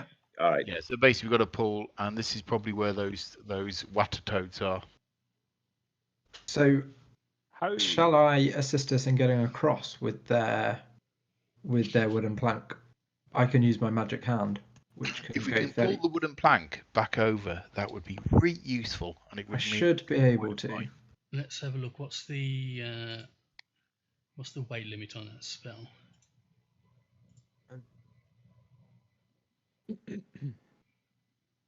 It's 30 feet, so as long as it's within 30 feet. An What is the object, spell? an open and locked door container, store, retrieve an item from an open container. pour the contents out of a vial. No. So I don't think your Can't mage do it. hand is going to have enough heft to move something that big. Could it move a bit of rope? Yeah. Yeah, so we could tie a rope to Because the. I have 50 feet of rope. Everybody has 50 feet of rope is the standard. Yeah, I have hempen rope. I make a lasso. You mage hand it, put it over the bit of wood, and Tie I it. just tie it and pull the wood back. Like It's with a a plan. lasso, you just make it loose, and when you put it over, when I pull it, it's gonna tighten, and then we just yank it back across. Are we up there now? I don't know, are you? Will you come down? No, Yes, I- we're sort of having the came back out- conversation, and came then back it's out to like tell us, right? we're on the way. Okay. So as long as I can do that in 1 minute, which is the length of the spell, then that could work. So if you want to How prepare long does your it take to move a lasso, lasso? What's the size of the blocks on there? On the map? 5 feet. So that's 1, 2, So about 30, 35 5, feet. 6. Oh, it's just close to 30. You'd have to get your ankles in the water. I feel that any touching of the water is going to anger the ice Yeah, frogs. I mean, It's a better idea than trying to swim it the way through. So we'll get ready with weapons just in case. You and whoever's got the rope. You and Camney, Cammy. Stonebreaker, Yes. you and rope Camney, slinger. you and Camney can do the rope, and we'll just wait there, weapons just in cases. Okay, Yeah. so are you prepping a lasso in the rope before you go down? Yeah. Yeah, I'm going to get an arrow knocked just in cases. Okay, so how are you going to do that? What I'm going to do, I'm going to drop your characters into the middle of the pool, and you tell me where you want to put them. So actually, around the shore of the water on the cave entrance side, Yeah. are there any large boulders or rocks, anything that you could fix a rope to? Yeah, there's a large boulder there you could tie a rope around if you wanted to. Okay, so I'd like to fix the rope to the rock. Okay. Yeah, there's no problem. Yeah. So So this is just outside the entrance of the cave, rather than okay, rather than yeah. right on. I would like to It's stay out of the water definitely- for now. It's definitely close enough that you can do there's it. 50. Yeah, there's 50 feet of rope. So Yeah. I'm just thinking if it's about 30 feet across the water. So yeah, as long as it's within like 20 feet. I'm Yeah, just it thinking because I'd like to not stand in the water. And so the fewer of us that have to stand in the water, the Yeah, better. I don't want to stand in the water either. I'm wearing chainmail and I sink rather fast. Well, you can move yourself, Tom. Drag yourself back to the shore, bro. Where am I? Yeah. Okay. there we go. I just dropped you where you could see yourself. So I'm Okay. Cool. I can't see anything. I mean, if you on want to say that you're outside, you can't see anything. Don't think so. Can you not see the? Actually, for now, I'm Oh, actually you maybe scrolled in too far. Try scrolling out. there. I'm sort No, of I'm at the fully mouth zoomed of out. Huh. You should be able to. Should be able to see the cave. I've dropped your character down. Yeah, Try there's sort of scrolling a on big the black right. square and Let me map refresh. beside Hold on. them. Yeah, there's only 5 characters. I can only see 5 characters. There There is are only only 5 5 of There's us. only 5 of us. Oh yeah, 6 Ian wins. doesn't count. I am. I am every other character in the world. Ian is the universe. Yeah. Oh, there Yeah, we go. 'cause- Okay. So my thinking is fix the rope to the rock, then the dwarven mage can mage hand the rope across, and then we can just yank it back from on the dry shore. And in the worst case scenario, if anything happens to the dwarf, it's only It's only a dwarf. Well, more Well- that we won't have been affected, and we'll be able to effect a rapid rescue mission. Well, what I'm going to do, I'm just going to reveal some blank area outside for you to represent the outside. So anyone who doesn't want to be in the cave, if you want to drop yourself over to the left-hand side. All right. Well, I'm sort of I'm hanging around the entrance. So yeah, I'll sort of put myself over there. Okay. The But Croaker. I'm not. Yeah, I definitely don't want to be in the water just yet. I'm happy to be right on the edge of the water, not in the water, but like right there, ready to save the dwarf. Okay, you can definitely still I mean, hear I can- croaking coming from inside the cave. Ribbit. I can save myself. I do have a dagger. Cool. I'll go then. maybe just stay, just in case. You heard him. He's good. Yeah, he did say, yeah, I'm Yeah. good. You can cast magic missile at the dark. I could cast magic missile straight into the water, but I feel that might Well, anger hold Yeah, on. why I not? mean, you I could. No, no, Annoy the water. Phil, that's a meme that you probably have to Guys, stop. I actually have magic light, which I can cast if we need, and it's a cantrip, so I can continuously use it. I can touch one object no larger than 10 feet in any dimension. Until the spell ends, the object sheds a light in 20-foot radius. I have Sorry. some torches with me if you don't want to spend. It's a There's a cantrip, cantrip. so you can do it as Cantrips, as you want. basically, I can Oh, continuously you can cast those. just use it. Nice. Yeah. So I could actually cast it on a rock or something so I can light up a room. That'd be What you useful, could do- actually. You need Yeah, to touch all right. Cast it. it on the rope. Oh, Actually, I What? could light up the Rope. rope. I You could could- light up the. I could make a lady rope. Yeah. It would be a point on the rope, so I would say you would touch the noose or the knot. The noose on the Yeah. end, All right. yeah. We'll light up the And then it noose. can just use to light over the water, and you can light up the room a little bit. And Yeah. also, he'll be able to see what he's looping around the other side. I mean, presumably he has magic-y mage eyes and can see anyway, but Right, I'm just going to move everyone out of the area. well, dwarves and Ellas can see in the dark anyway. Yeah, so And so can I. So I mean, the No, lights. I'm pretty much the only person who's blind in this. hey, Alright. me too. you don't have night vision. I don't think I have night vision or glowing No, vision. I've not actually checked.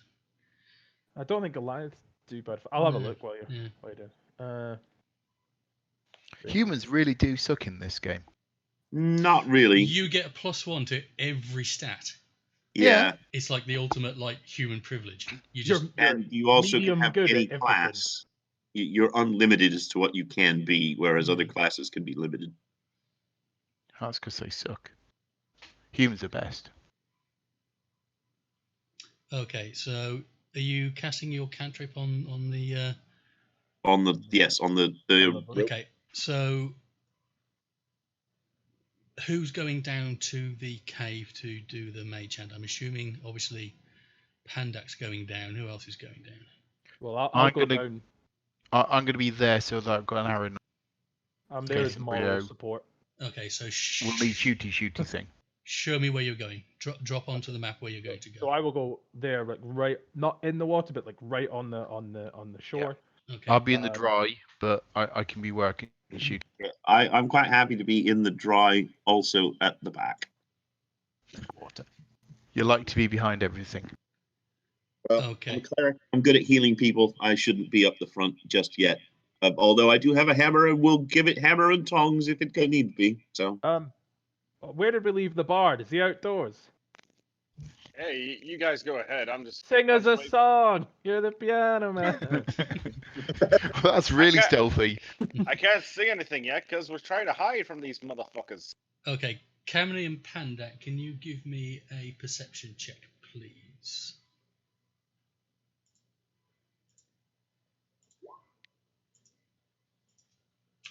You can see my fucking self. Yep. There's a pond. Okay.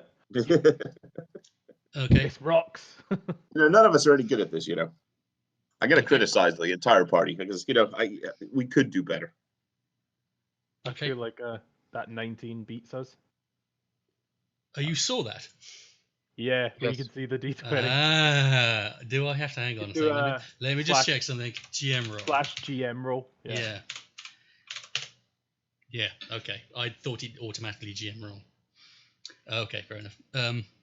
So as you approach the edge of the water, you hear a croak as 2 ice frogs leap out of the water as you approach the pool. Well, I'm gonna loose an arrow then. Hang on a second. gonna We need cast to a we need to spell. do some stuff. We need to do some Oh, stuff first. initiative. No fucking, no hesitation. Just fuck it, shoot him. Yeah. I was ready for this. Good man. Good man. Been ready all my life. Okay, roll initiative, please. Do I just roll a d20? There's initiative stat there. Oh, So all right. who's rolling? Everybody. So Everybody. just under So initiative. there's initiative stat in the On- middle of your character sheet at the top, and if you You just press click the on the word. word If you click on the word initiative, initiative, it'll roll it for you. Sweet. so even though I was prepared, I'm still going to go last. Where's initiative?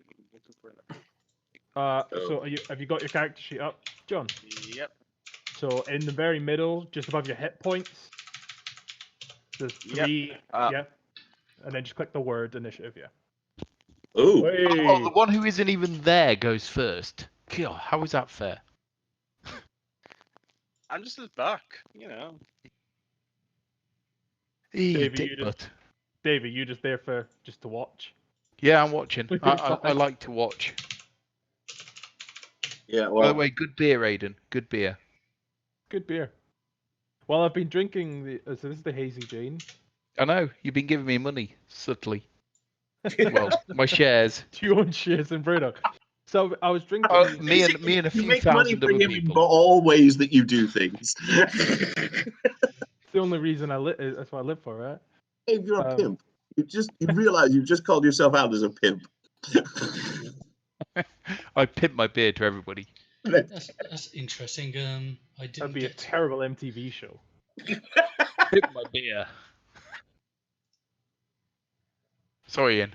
Yeah, for sorry. some reason I didn't get a turn up for the bard. I've got a turn order on my screen. Yeah, but Yeah. there's Oh, it quite a said- few of us not including this. Yeah, it said you wanted to send the result of this roll to the turn tracker, but Oh, not- you. Yeah, yes, But no please. valid token was selected. All right, so click on your token and then roll click it initiative. Sorry. and then do the initiative. Okay. What's a token? Oh, Your right, I picture. see. Your Yeah. actual token. There we go. All right. Right, there we are. You can maybe edit my initiative back to 16 because that seems a little unfair. That just got Okay. Oh, and unfair that he lost his 20 for an Yeah, 11. you probably want to re-edit mine as well. Yours was 20. Right. Mine was 5. Oh, I can actually edit mine. Mine Yeah, was no, 5. Dave's was 20. It was 5. Yeah, I've done it now. I can edit you. You can edit your own initiative. Okay. That's not fair. Well, we do trust each other. All right. Oh, do I need to re-roll? I didn't think. No. So no, we need, because you never spotted, they attack with surprise. So they both Okay. get to act, and then we go into initiative order. So the first giant ice frog will move up 5 feet and will do a bite attack against Pandak. So what is his bite attack? His bite attack is his strength, so it's 1d20 plus 1. So it's 6. What's your AC, Pandak? Looking at it, it's going to be next to your yeah, initiative. it's 12. It's I've got it on your token. It's 12, so he misses. So he jumps out of the pool, trying to take a bite out of you as he lands, but you spot the splash as he's jumping out, and you duck back, and he just lands in front of you. The second giant ice frog is going to. What's his jump movement? He can 20 feet standing jump. So that's 5, 10, 15, 20. He's going to jump forward, land in front of Camney, and he will make a bite attack against you. Bring it on, motherfucker. So 11. What's your AC is much higher than that, isn't it? 16. So he jumps and lands next to you. Goes to take after him. the first. Yeah, after the first one jumped at Pandak, I was like, well, guess what's coming next? Yeah, Take a quick step back. You're not the smartest, but this is definitely in your wheelhouse. You know how these things go. You just take a quick step back. He takes a bite at you, and completely misses. I'm never gonna make it to Mensa, but I know how to have a fight. You know how to deal with frogs. So next up, Pandak. What would you like to do? So I would very much like to stab, but I think that's a bad idea. So instead, I'm going to think about it a bit more and use a sleep spell on them both, which will target all creatures within 20 feet for a minute to try and kill them before they kill me. Oh, I- okay. Let everyone else Pandak, have a I go. would save your spells, dude. We might need them later.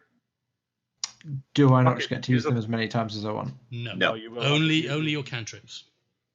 Your cantrips you can use multiple times. Your spells will take from your casting. Yeah, Whatever you it get is. 2 level 1 spells. I see. Well, that's not very good. And Okay. as many cantrips as you want. So yeah, your spells are sort of like you have to think carefully before using them because you might need them later. Right. By the way, Ian, on my character sheet, there was an error. You've on the spell slots. There should have been 4, but you put 2. No, you can ready for. You have 2 spell slots. You can ready Oh, I for see. plus your Ah, dying. okay. but Okay, you can fine. only In that cast case, 2. apologies. Yeah. All right, fair enough. All right. Okay. So I have Cool. a think about what else I can do, and I could do a ray of frost, but as these are ice frogs, that's probably not going to achieve a huge amount.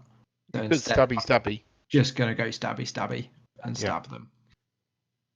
Prison rules. Okay, so Damn let's right. have a look at your character sheet. So if you stabby, then you're using your dagger. So Yeah. it's not a finesse weapon, so you're attacking with your strength. So it's a -1. So roll me a d20, please. Or I think you can just click on. I think you just click on your dagger; it'll roll it for you. Yeah, it should do. Your character sheet. In the attack and spell casting box. Yeah, in the attack and spell spellcasting box. Yeah.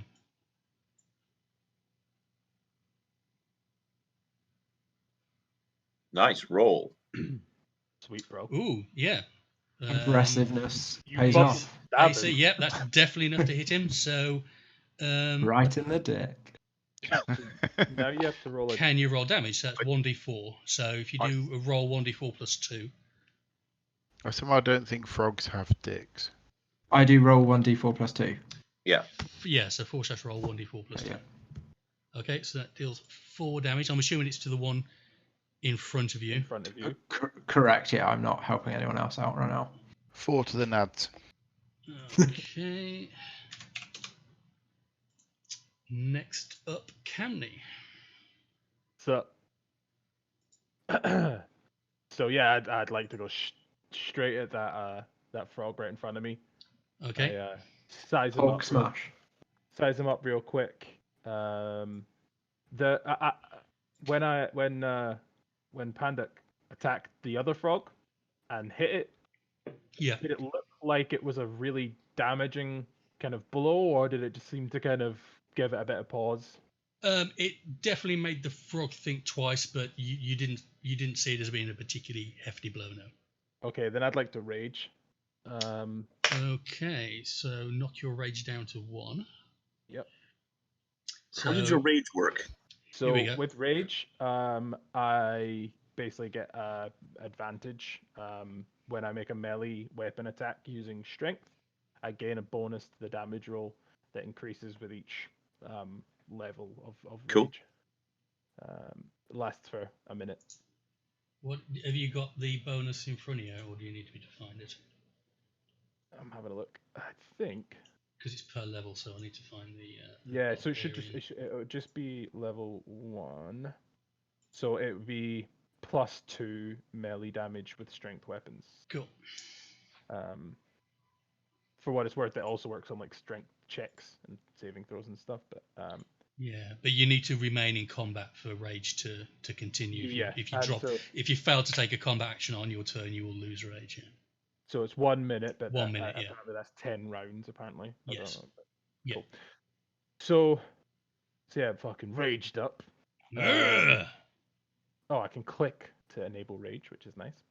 And yeah, take a big sweeping slash with my great axe. Try Okay. to take this thing to the fucking cleaners. Yeah. So that's my attack roll. So 11. Weak. That just hits him. It Just nicely. hits him. So you give it a big scream, raise your axe above your head. The frog's not an intelligent creature, but it can read what you're giving off. And it starts to back up, but just not quite fast enough as you bring the Can't great roll axe those. down square on its head. So if you Okay, can roll your fine. damage. It's 1d12 plus 3. Can This I is the do- one in front of you. 3? You're attacking the one in front of you, yeah. Yeah. Pink. Weak. Ooh. That Could is it be- crap. Could have been Wow. 15 damage. Okay. You scratched But his that nose. chimes with the only just catching it. So. You did see what the guy just did with the dagger, didn't you? Was that with the No, bonus? Did that list the bonus? Yes, from it did. Rage? Uh, No, it Plus didn't. 3. 1d12 plus 3 is the damage so from. yeah, so it's a +2 to that, so 7. Okay. Ding ding. Not quite the impact you hoped. Hmm. Okay. That could have been with the rage. That could have been 17 damage. Could have been. It wasn't. Okay. Next up, Jeff.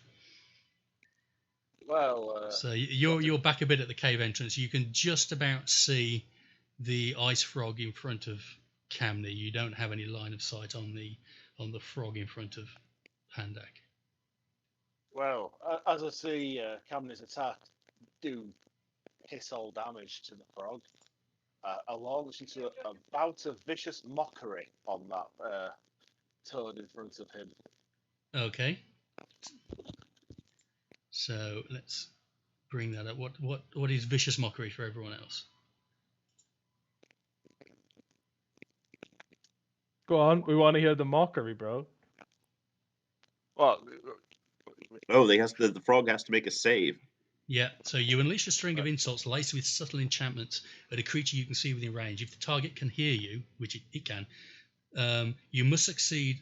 It must succeed on a Wisdom saving throw or take 1d4 psychic damage and have disadvantage on the next turn. So, what insult do you throw at a frog? you stupid frog fucker. I bet you'd try and fuck a pig if you could. Go on, go back to your fucking pond, you piece of shit. I love the idea that you could mock a fucking frog to death.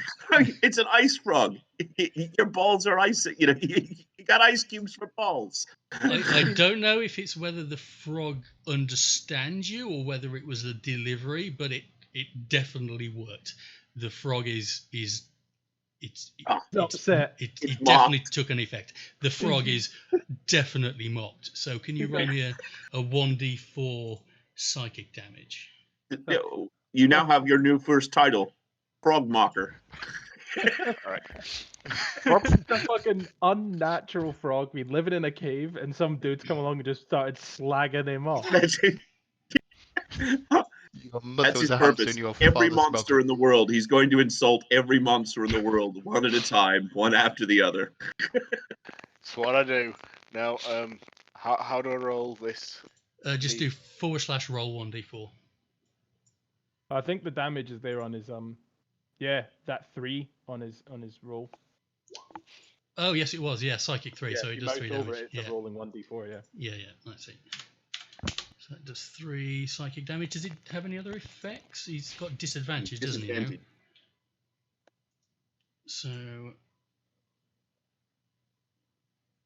let me find a symbol that I'll remember his disadvantage. Yeah, target. There we go. Okay. Normally, when we're doing combat, you usually do move action, attack action, bonus action if you've got them. But because we're all crammed in the entrance, you can't really move. Although if any of you want to go for a swim, feel free to chime up and say, I'd like to jump in the freezing cold pool.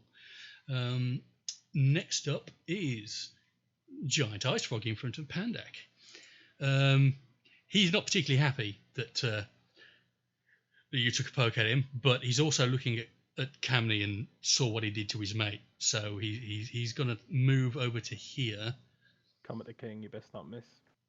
And then he will make a bite attack against you, which is... Just for clarification, are there things such as flank and in this game? Do they count? There are. I'll have to call them up because I haven't particularly read them. Okay, because I was wondering if there was we had to do a pointer as to what direction we were pointing. From what I remember, you have to be on opposite sides for flanking, and then one of you get advantage. If you're opposite each other, so front to back or left and right. Fair enough. So it's a rear attack or nothing at all. Okay, cool. Well, you need to be 180 degrees apart, so you can flank from the sides if you wanted to. Cool. So.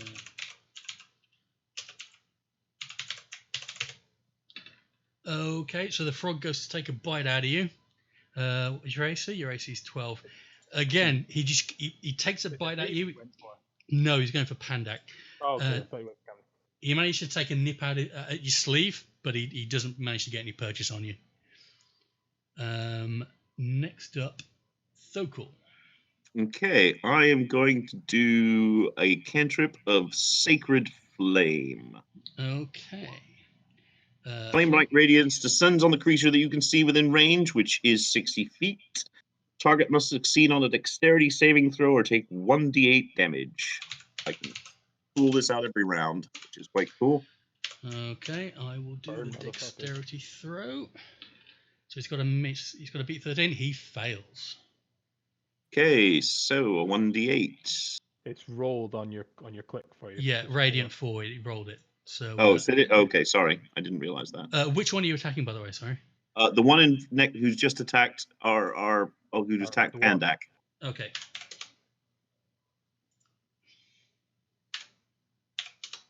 There we go. Okay. Do you want to do anything else? Can I take 2 actions? No.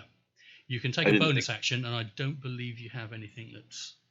Nah, fair enough. The spell is okay for now. Yeah. So your spell is, unless it says bonus action on your spell, which I don't think it is. No. Casting time 1 action, so no. Yeah, that's fine. Okay, so next up is Dabble. Right.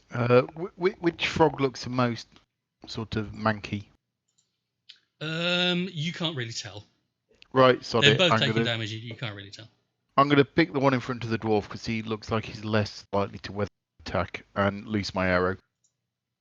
Right. You are within 5 feet of him, so that's a disadvantage.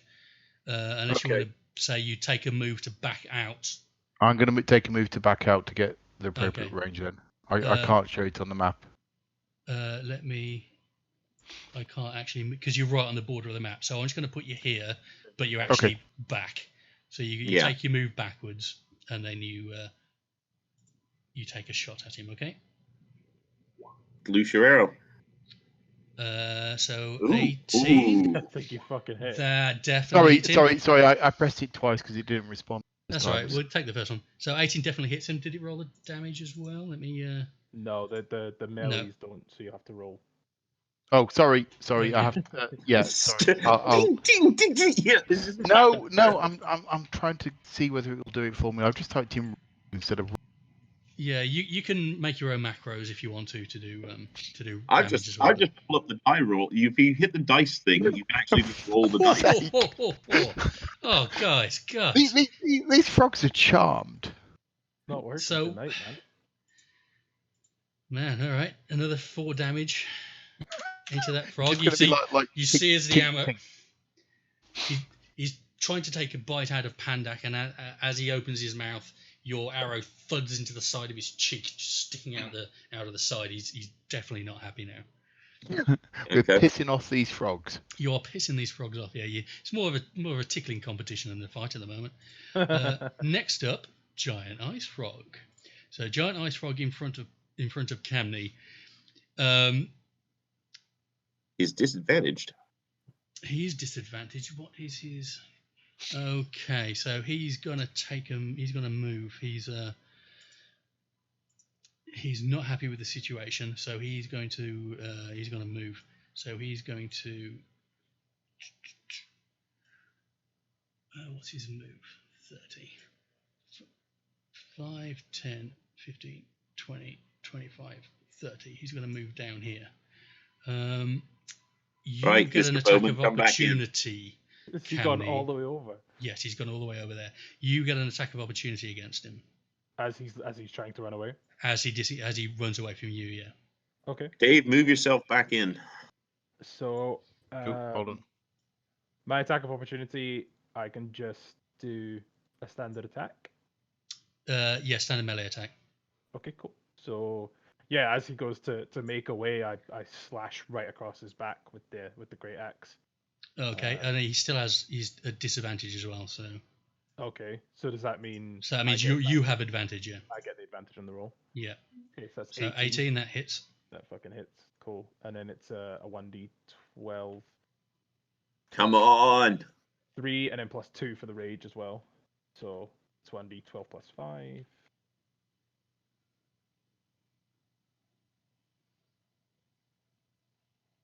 Ten. Yeah, there you go. Okay. No. So as he turns to flee from you, he clearly understands that this fight is not going to go his way. He turns. You bring your hammer. Great axe. You bring your great axe down, square into its spine. Yeah. You feel as Cleave it the bites through his motherfucker. spine, and he just collapses dead. Yay! Well done. So Take that, you pig fucker. he's dead, and he's in fact there. He did manage to get away. Next up, Pandak. So I am again just gonna stab this little fucker right in the nuts. Okay. Just to bite you like 3 times. Fucking. I know what it did. Yeah, he wants a taste. He's not managed to get any yet, but he wants a taste. Don't they know dwarves taste dirty? So it's hopefully a pretty strong roll. Oh, yeah. Nice. Oh. Okay, yeah, So 22 definitely hits him. So then I'll do 1d. How do I then know what the next number is? Is it? If you look on your inventory, on the attacks and spellcasting bit, Yeah, where you you click daggers the are weapon, D4s. on the right side you'll see 1d something plus something. The plus something is your I proficiency. see.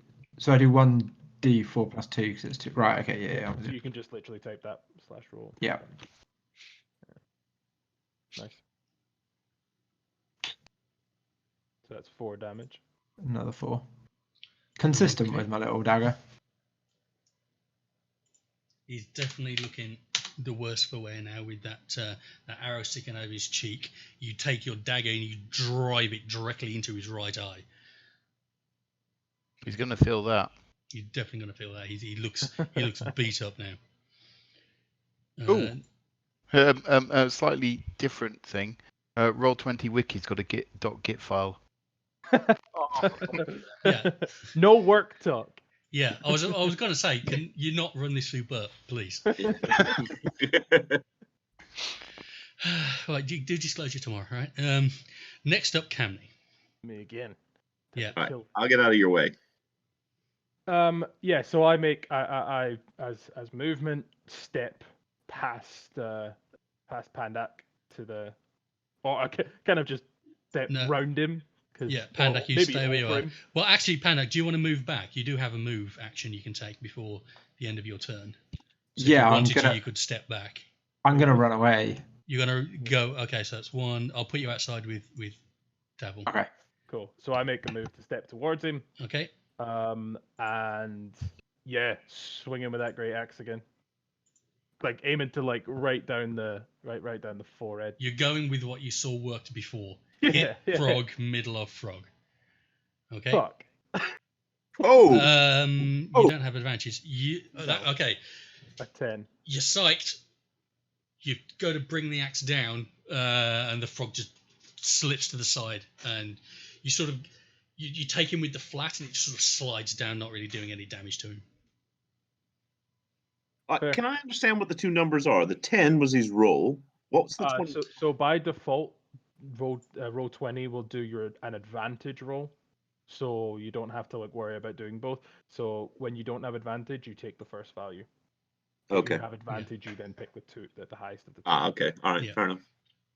Do you want to do anything else on your turn? You still have some movement left if you want to. Yeah. I want to get in there and whack it one. I have some movement left. Yeah, you only took 5, so you've got probably probably another 25 feet of movement left if you want to. I'd like to position myself between, move to position myself between the frog and the bard. Well, the bard is. You can't really. I mean, Jeff sort of. Can I shove the fucking I mean, bard out the way? you basically are. You basically Yeah. already are. If he wants to get to him, you can't strike at him from where he is unless Okay. Jeff steps to the right. Okay, cool. So you are, as far as you can see. All right. Okay, so next up is Right. Jeff, the G-Man. Well, Wait, is it Jeff with a G or Jeff with a J? gee, I'm not Jeff Jarrett. It's more like Jeff who Jeff. Geoff. Geoff. Jeff who runs the financial team. That sort of Jeff rather than cool wrestler with a guitar. The finance team leader with a bagpipe. Yep. Oh, you've got a bit quiet, mate. I was gonna mock that frog again. Just to mock a different frog, but because You mocking really- frogs seems to work. It's great. Fucking Yeah. frog mocker.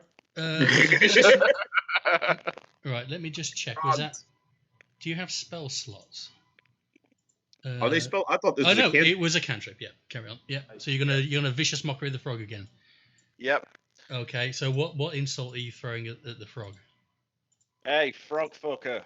Your mate's dead. I'm gonna shag your mum later. Fuck off. It's so Yorkshire. Wisdom. So wisdom of The 13. idea of him just. Wait a minute, sprinting is around. frog fucker actually an insult in this particular instance?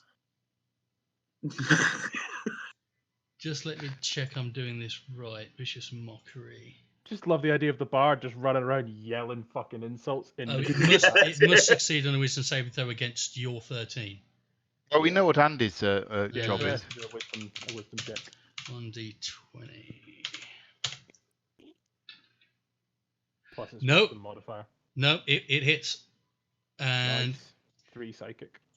3 psychic. 3 psychic damage. You throw your mom fucking insult at the frog, and the way you intone it, the power you drive into the at the end overwhelms the frog senses, and he just collapses to the floor dead.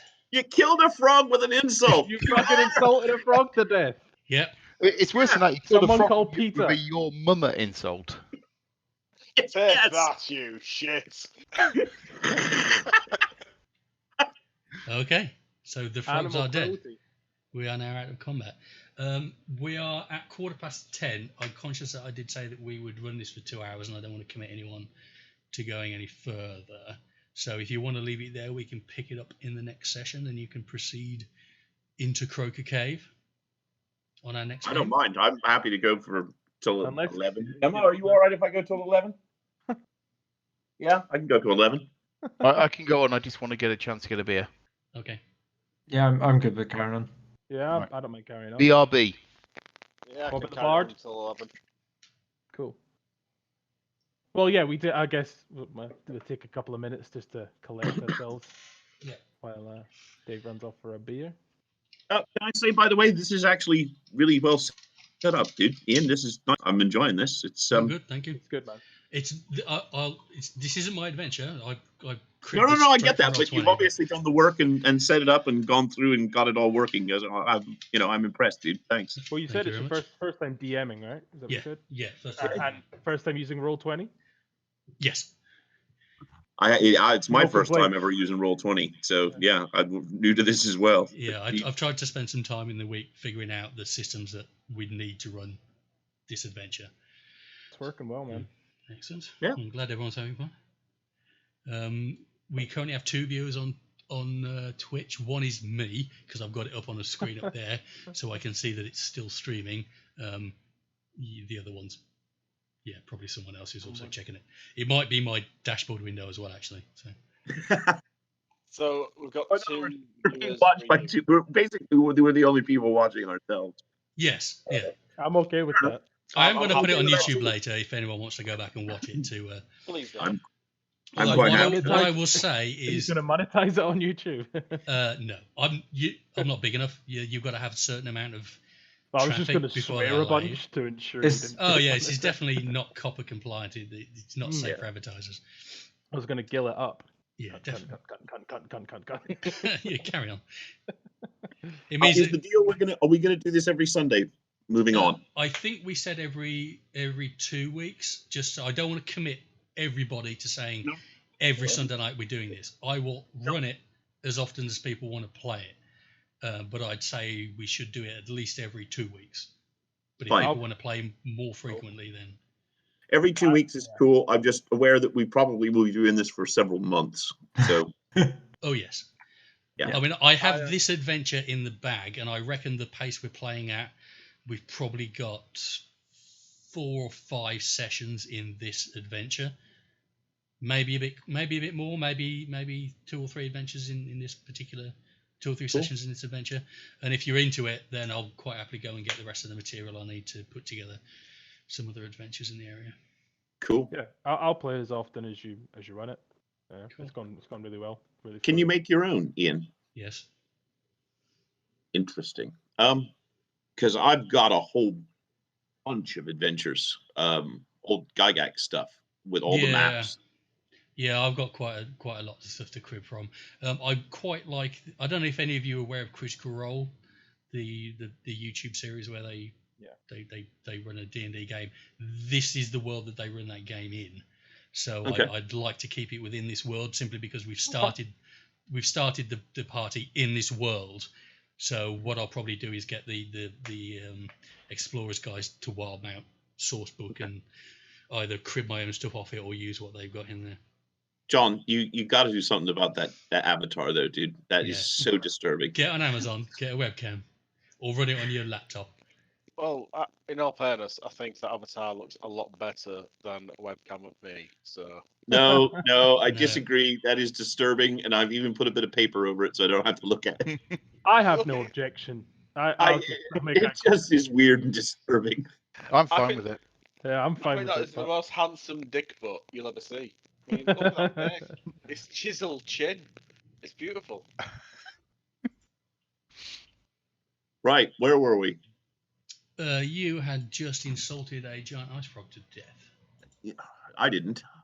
Frogfucker did.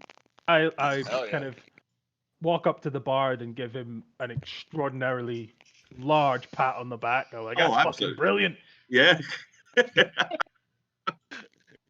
You think that's good? You can see what I could do with other things later. Right. Okay, But- you I mean, I'm not fussy.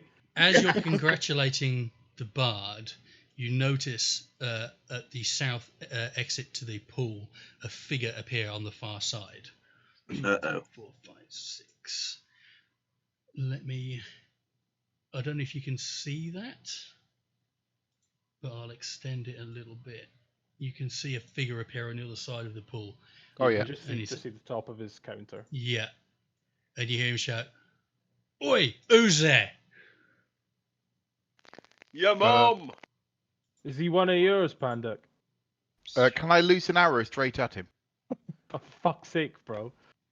wait a minute, Where so are fair. you? No, We you're have to re-roll outside. You initiative. can't see him. Oh bugger. You're currently We have to outside. roll initiative. Not Yeah, yet. I'll let you know when initiative's Okay. up. Call back. What's it's going us. on? It's us. Okay, Oi, I'm going to Clark, venture in Say anyway. something about his mum. Who's us? Truly? Yeah, we're with her. Who are Right. you? He steps forward to the edge of the pool, and he can see you now. Can we see him quite clearly? Where are you? 1, 2, 3. Right on the 6. Not really. He's in dim light. He's a figure in dim light.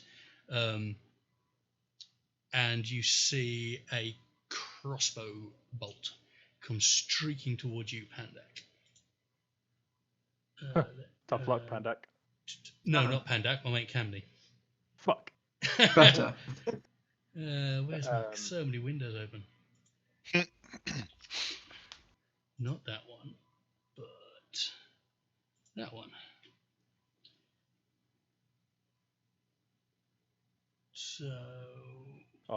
myself is no longer raged because we left combat, right?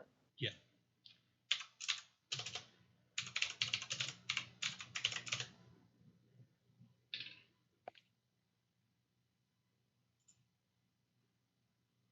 What's your armor class, Camney? 16. Okay, so the crossbow bolt goes streaking past your head about a foot clearance and misses you. Okay. Right. Right, can Oi, you oi, roll oi, initiative for me? Okay. Just before we roll initiative, I'd like to loudly swear multiple times across the water at this dude. I'd like to just sort of shout out, "Oi, calm down, calm down." It's only a commercial. You want to Oops, try and I- appeal to him? Okay, roll me a persuasion check. Oh, okay, sorry. Persuasion. Unless you're is- trying to. You I'm sound just like gonna you're trying say- to persuade him.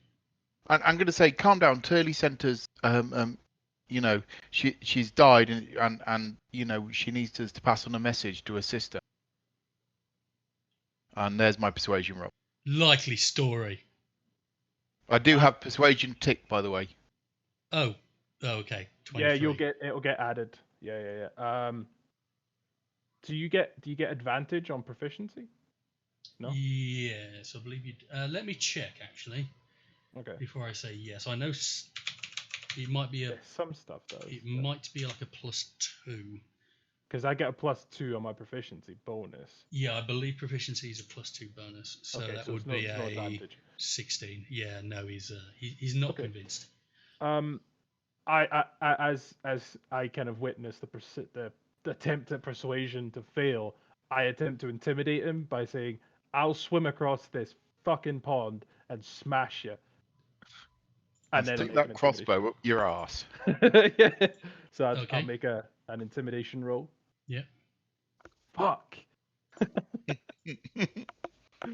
Fuck these rolls. It's not good tonight. No, he's not buying it. Cool. Okay, in that case, roll I'm initiative. casting spell at. I am going. Hang on, Hang on. we're in the You're gonna need initiative to now, so He fired. Ah. 1, 2, 3, 4, 5. Yeah, Initiative. everyone's in initiative. Let me just roll. Wow, we suck. Yeah. It's not the night. What's his initiative?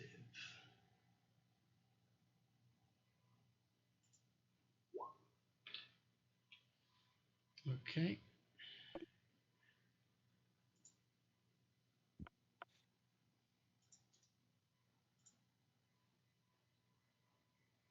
Oh, he gets 2 initiatives, does he?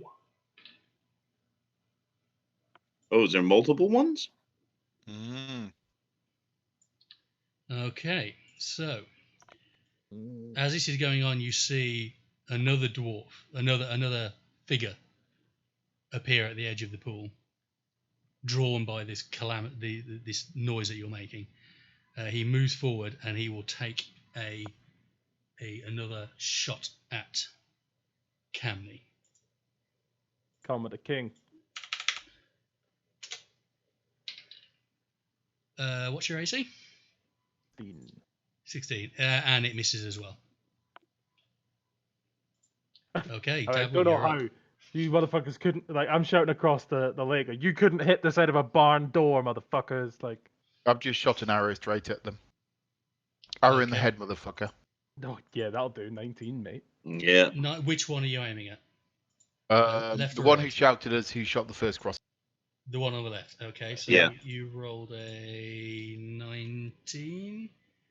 Roll your damage, bro. It's Dex. Oh, it's AC, is it? Yeah, that definitely hits. So roll your damage.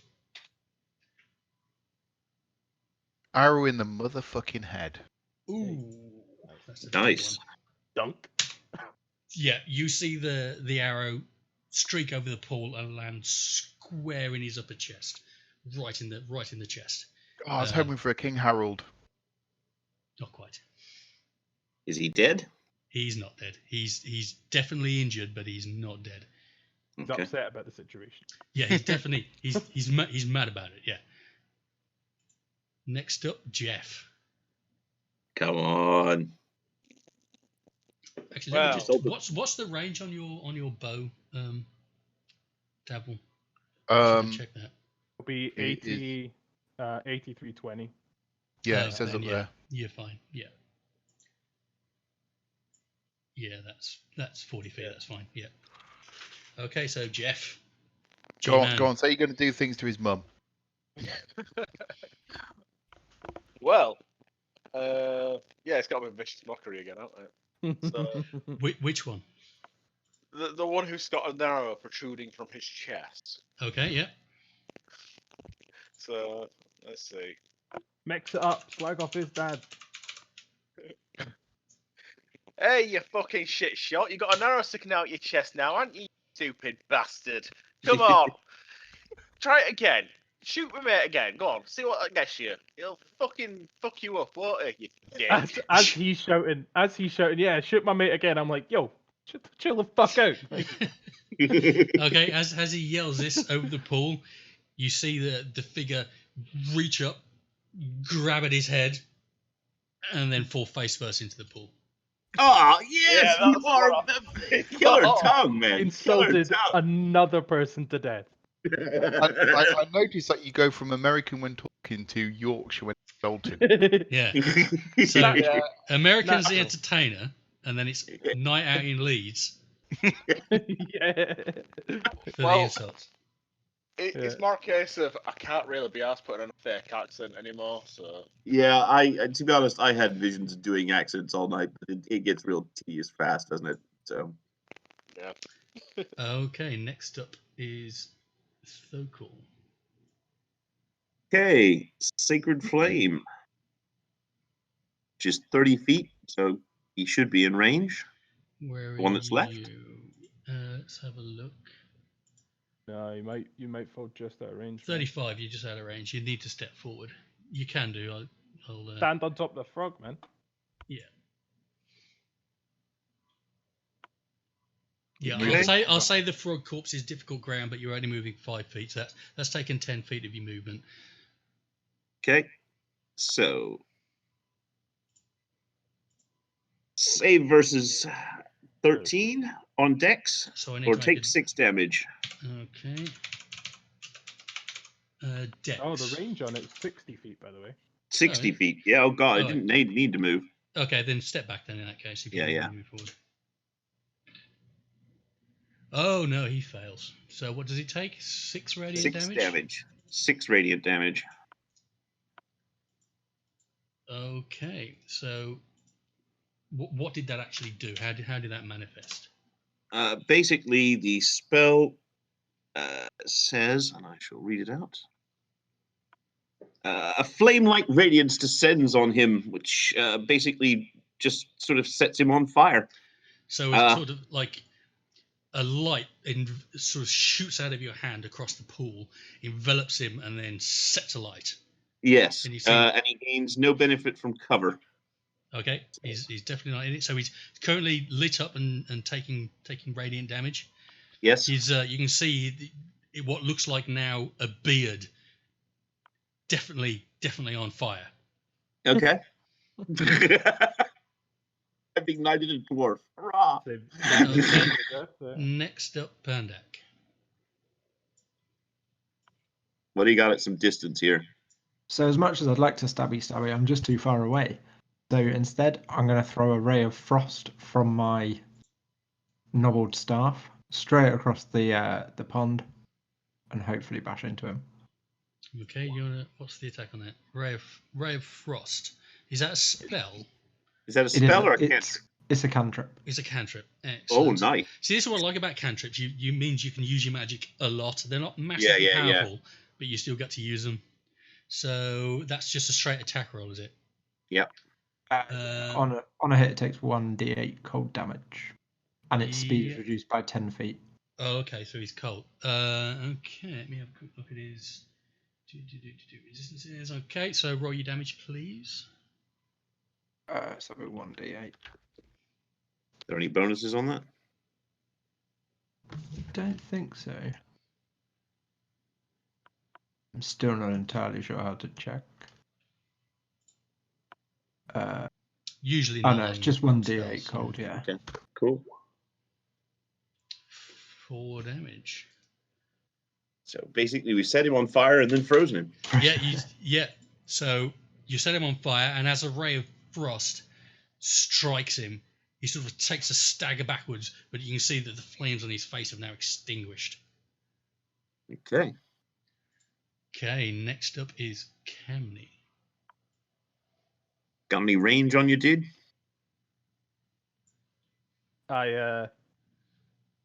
You don't do range. I sheathe my great axe onto my back, and from the other side of my neck, other shoulder, I pull a javelin Okay. Ooh. and I fucking toss it. Aiming obviously for the one that's still alive. Yep. Never mind. Oh dear. Okay. No, you Take sheathe your battle axe, pull the javelin from your pack, take an aim. straight right in the water right in front. Yeah. You overcook it a little bit. You throw it and it just goes screaming over his head. You hear someone yelling in the And background. you hear it in clack clack in the cave beyond. I'm good You'll at need other a note things. to go and get that. Have you got any bonus actions or any move actions you want to make? Go on, charge across the Yeah, water. get fuck across it, the then. water. Yeah, Start. fuck it. What got you covered with arrows and spells? So I can still move. Yep, you've got your full movement. So my movement is speed is 30. Is it 30? Yeah, it's 30. Yeah. Oh, he's slowed, isn't he? Let me just mark that down. One of these is frost. And I'm I just fucking straight up charge into the water. Okay, just straight at him. Yeah. So, So one, it's through two. water. Is that going to affect my movement speed? It is. Have you got swim speed, or is it just speed? Just the speed of 30. Yeah, so it's halved, so you can do 15 feet in the water. Okay, so I can move to there. There we go. Yeah, Okay. we got you covered. We got suppressing Okay. fire. You're currently swimming. It's even though you're fairly tall, you can't touch the bottom of the pool. It is deathly cold. Let me get rid of that rage icon. Yeah, lose the rage icon. But I am. But you are naturally mountain born, resistant. so naturally adapted to cold Yeah, climate. so it's definitely cold. You think it would like fucking definitely have summer an weather. effect on anyone else, but Okay. because of your mountain hardness, you don't take any effect from it. Next up, he's dead, and he is. Hang on, which one's that? And yeah, so it's a live dwarf. Okay, he is going to go into the water. 1, 2, 15 feet there. And he's going to take 1 second while I look this up.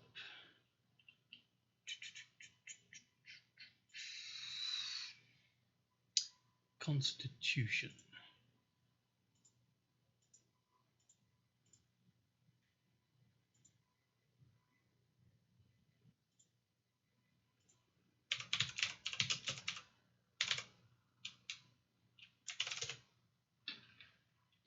Okay, so you see the dwarf roll out, swim out into the pool. He doesn't seem to have taken any ill effects from the cold water. Okay. Pop it one, Dave. Second. So many windows. What am I looking for? That's what I'm looking for.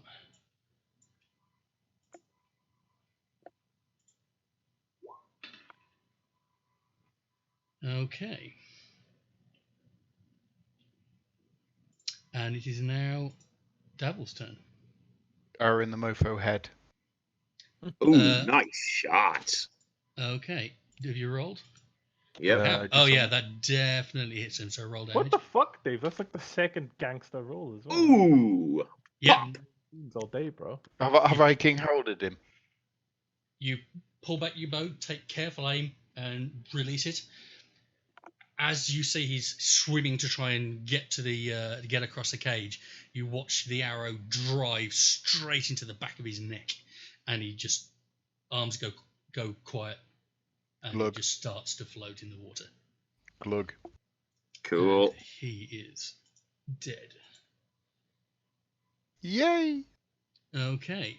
As this happens, you notice a third figure appear on the edge of the pool. Obviously drawn by all the commotion that's been going on. So this figure approaches the end of the pool, but it is not yet their turn. But you have seen them appear in front of you. Next up is Jeff. Are we assuming that everyone's bad? Is everyone dead? Is it kill them all and let God sort them out afterwards? You're still in combat. Okay. And Fair you've enough. seen another figure. The figure hasn't said anything to you. But they're still in combat. It's inferred that they're going to take action. Okay. We're still in initiative, and it's Jeff's turn. And there is a figure appeared at the edge of the pool. Fuck them up, Jeff. Oh, this is going to be a random insult because you don't know what they are. No, I've got a better idea. Gonna Famous cast, last words. Gonna cast Charm Person. Ooh. Okay. Make them join us. Can you let me have a look at that, Jeff? Charm Person. You attempt to charm a humanoid you can see within range. What's the range? 30 feet. You are not within range. Well, fuck that then. But I'll insult them. Can you insult that distance? Vicious Vicious mockery. 60 feet. 60 yes, you feet. can. Yep. You absolutely can. He's got the big lungs. Yeah. All right. Wisdom. Yeah. Let's. He can flip you off from afar. And the figure does not save. 4 so damage. then? They take 3 because you rolled it twice. So I'll take the first one. What's the vicious mockery that you flung to this figure across the way? Oh, fuck it. We killed your frogs. We killed your midget. What the fuck you want? Come on. Give us what you want to fucking do. We'll twat you as well, you twat. Okay. So erudite. Next up, Thokul. So leads. Right. It'll be Sacred Flame to the head then. Okay, roll it up. Is there a distance on 60 feet? Yeah, 60 60 feet, wasn't it? feet. Yeah. Nice. Cantrips are really good, actually. I'm quite impressed. Really good. Slightly OP'd. Yeah, a little bit. Not really. Well, I mean, they by the time bear you're in third mind, level, they stop being. yeah, this adventure is spec'd for first level characters, so. Yeah. And you're not just the common folk. You are adventurers. You are more powerful than the average run-of-the-mill people who just kick about in these areas. So. Yeah. So that was a dex save, is it? Yep. Okay.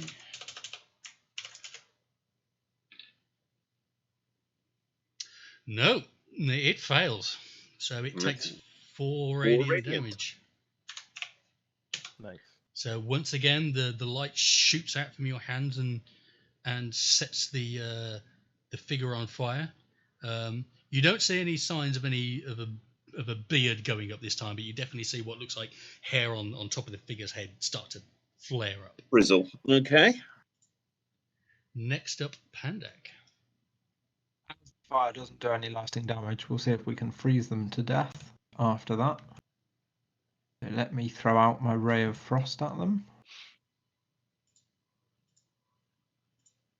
Ooh. Unfortunate. I got That's a distracted by all straight the frog attack. carcasses. Yeah, that misses. You shoot your ray of frost off, but it goes clear to the left of the figure, smashing into the cave wall behind them. Do you want to make any moves? I ain't getting in that water. I want to charge ahead, forward into battle. Oh, You want to charge go for a swim, are you? into the water? Yeah, going for a swim. Okay. How far can I move? So you take it's difficult terrain in the water, so you can move to here for 5. Yeah, That's 15. yeah.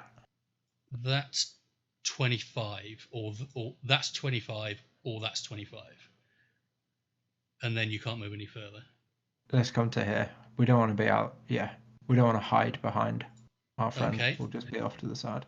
Can you make a Constitution saving roll for me, please? So This just- is gonna be bad. You may freeze to death in this So water. for your What? saving throw, you need to go up to the left, and there's a box for saving throws. And I'm doing Constitution. Yeah.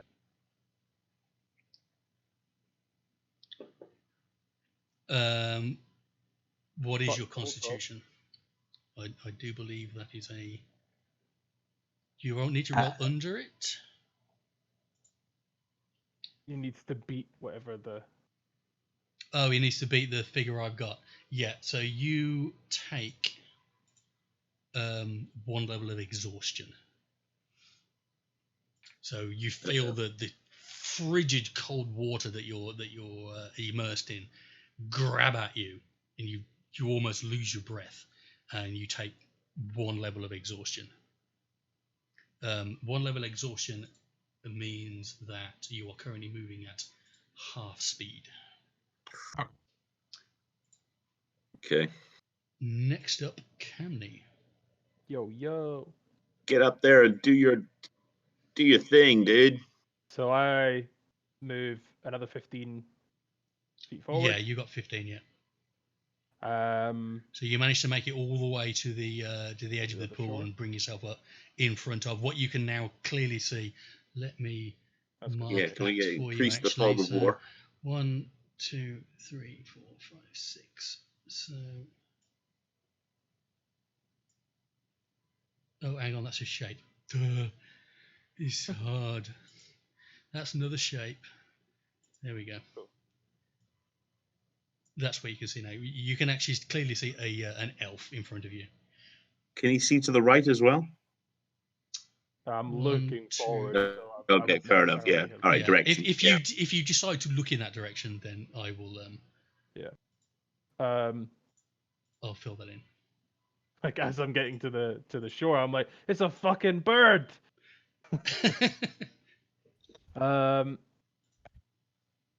Just hit her anyway. She hasn't tried to strike us yet, right? No, she hasn't. She's just moved to the edge. She's dressed in. Is she- let's have a look. Does she have a weapon unsheathed? She has a.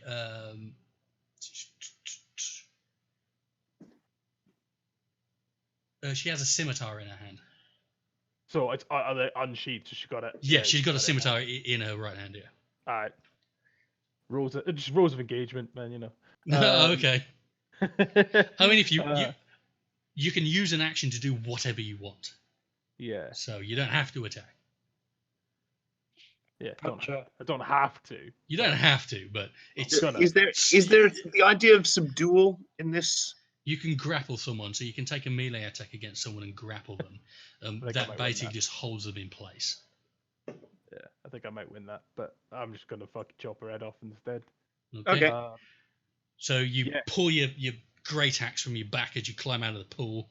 And then drop it on the floor. Apparently. For And if you'd have warned it, I'd have made you drop it. But you pull it and you swing it, and it's not even really close. She can see you coming. She's waiting for it, and as you take the swing, she just takes a step back and it whistles in front of her. Cool. Next up, dead guy. Next up, the elf. Okay. Now you've taken this swing at her. She's definitely not impressed. She knows that you're not one of her crew. You're not expected to be there. There's definitely no Goliaths in this crew. So Fair assumption. she is going to take a swing at you. So.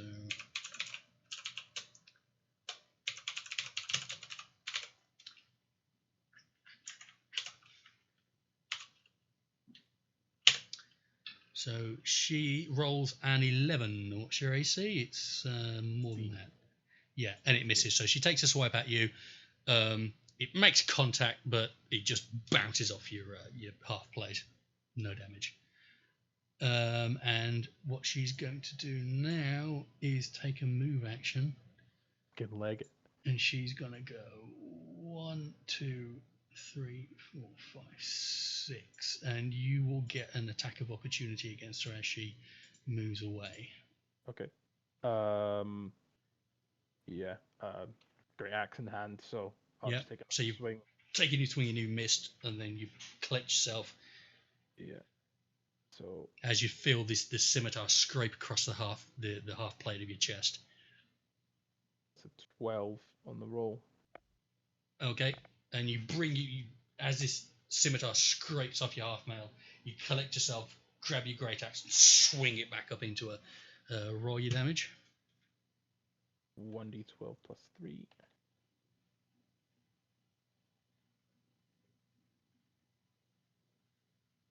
5. Okay, and it crunches into her side, lifting her up off the floor, and then you just drop her down and she crumples into a pile in front of you. And she's dead. Okay. Killed a squeaky. Are we still in combat? You are not. Okay. Somebody drag that bridge over. Yeah, immediately I turn to my right. Yeah. To where that plank is. Yeah. It's big enough. It's big enough here, to cover but yeah. the water. It looks to be big enough to cover the water, yeah. Okay, so I pick it up and lay it down as a bridge. Okay, so I'm just going to draw a quick. There we go. That is your plank that you sort of grab it and you sort of shuffle it across and you grabs the end. Is Dabble over there?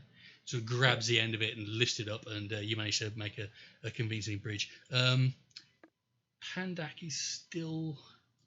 Could probably climb onto that bridge. He's still in the water, yeah. So as you're doing this, do you want to try and make your way back to shore? Pandak. Yeah. There we go. So you've made it back to the other side. Yeah. Okay. Well, then one at a time, cross the bridge, I guess. Yep. Okay. As soon as I cross, I'm going to go through the pockets of the dead guys. Oh.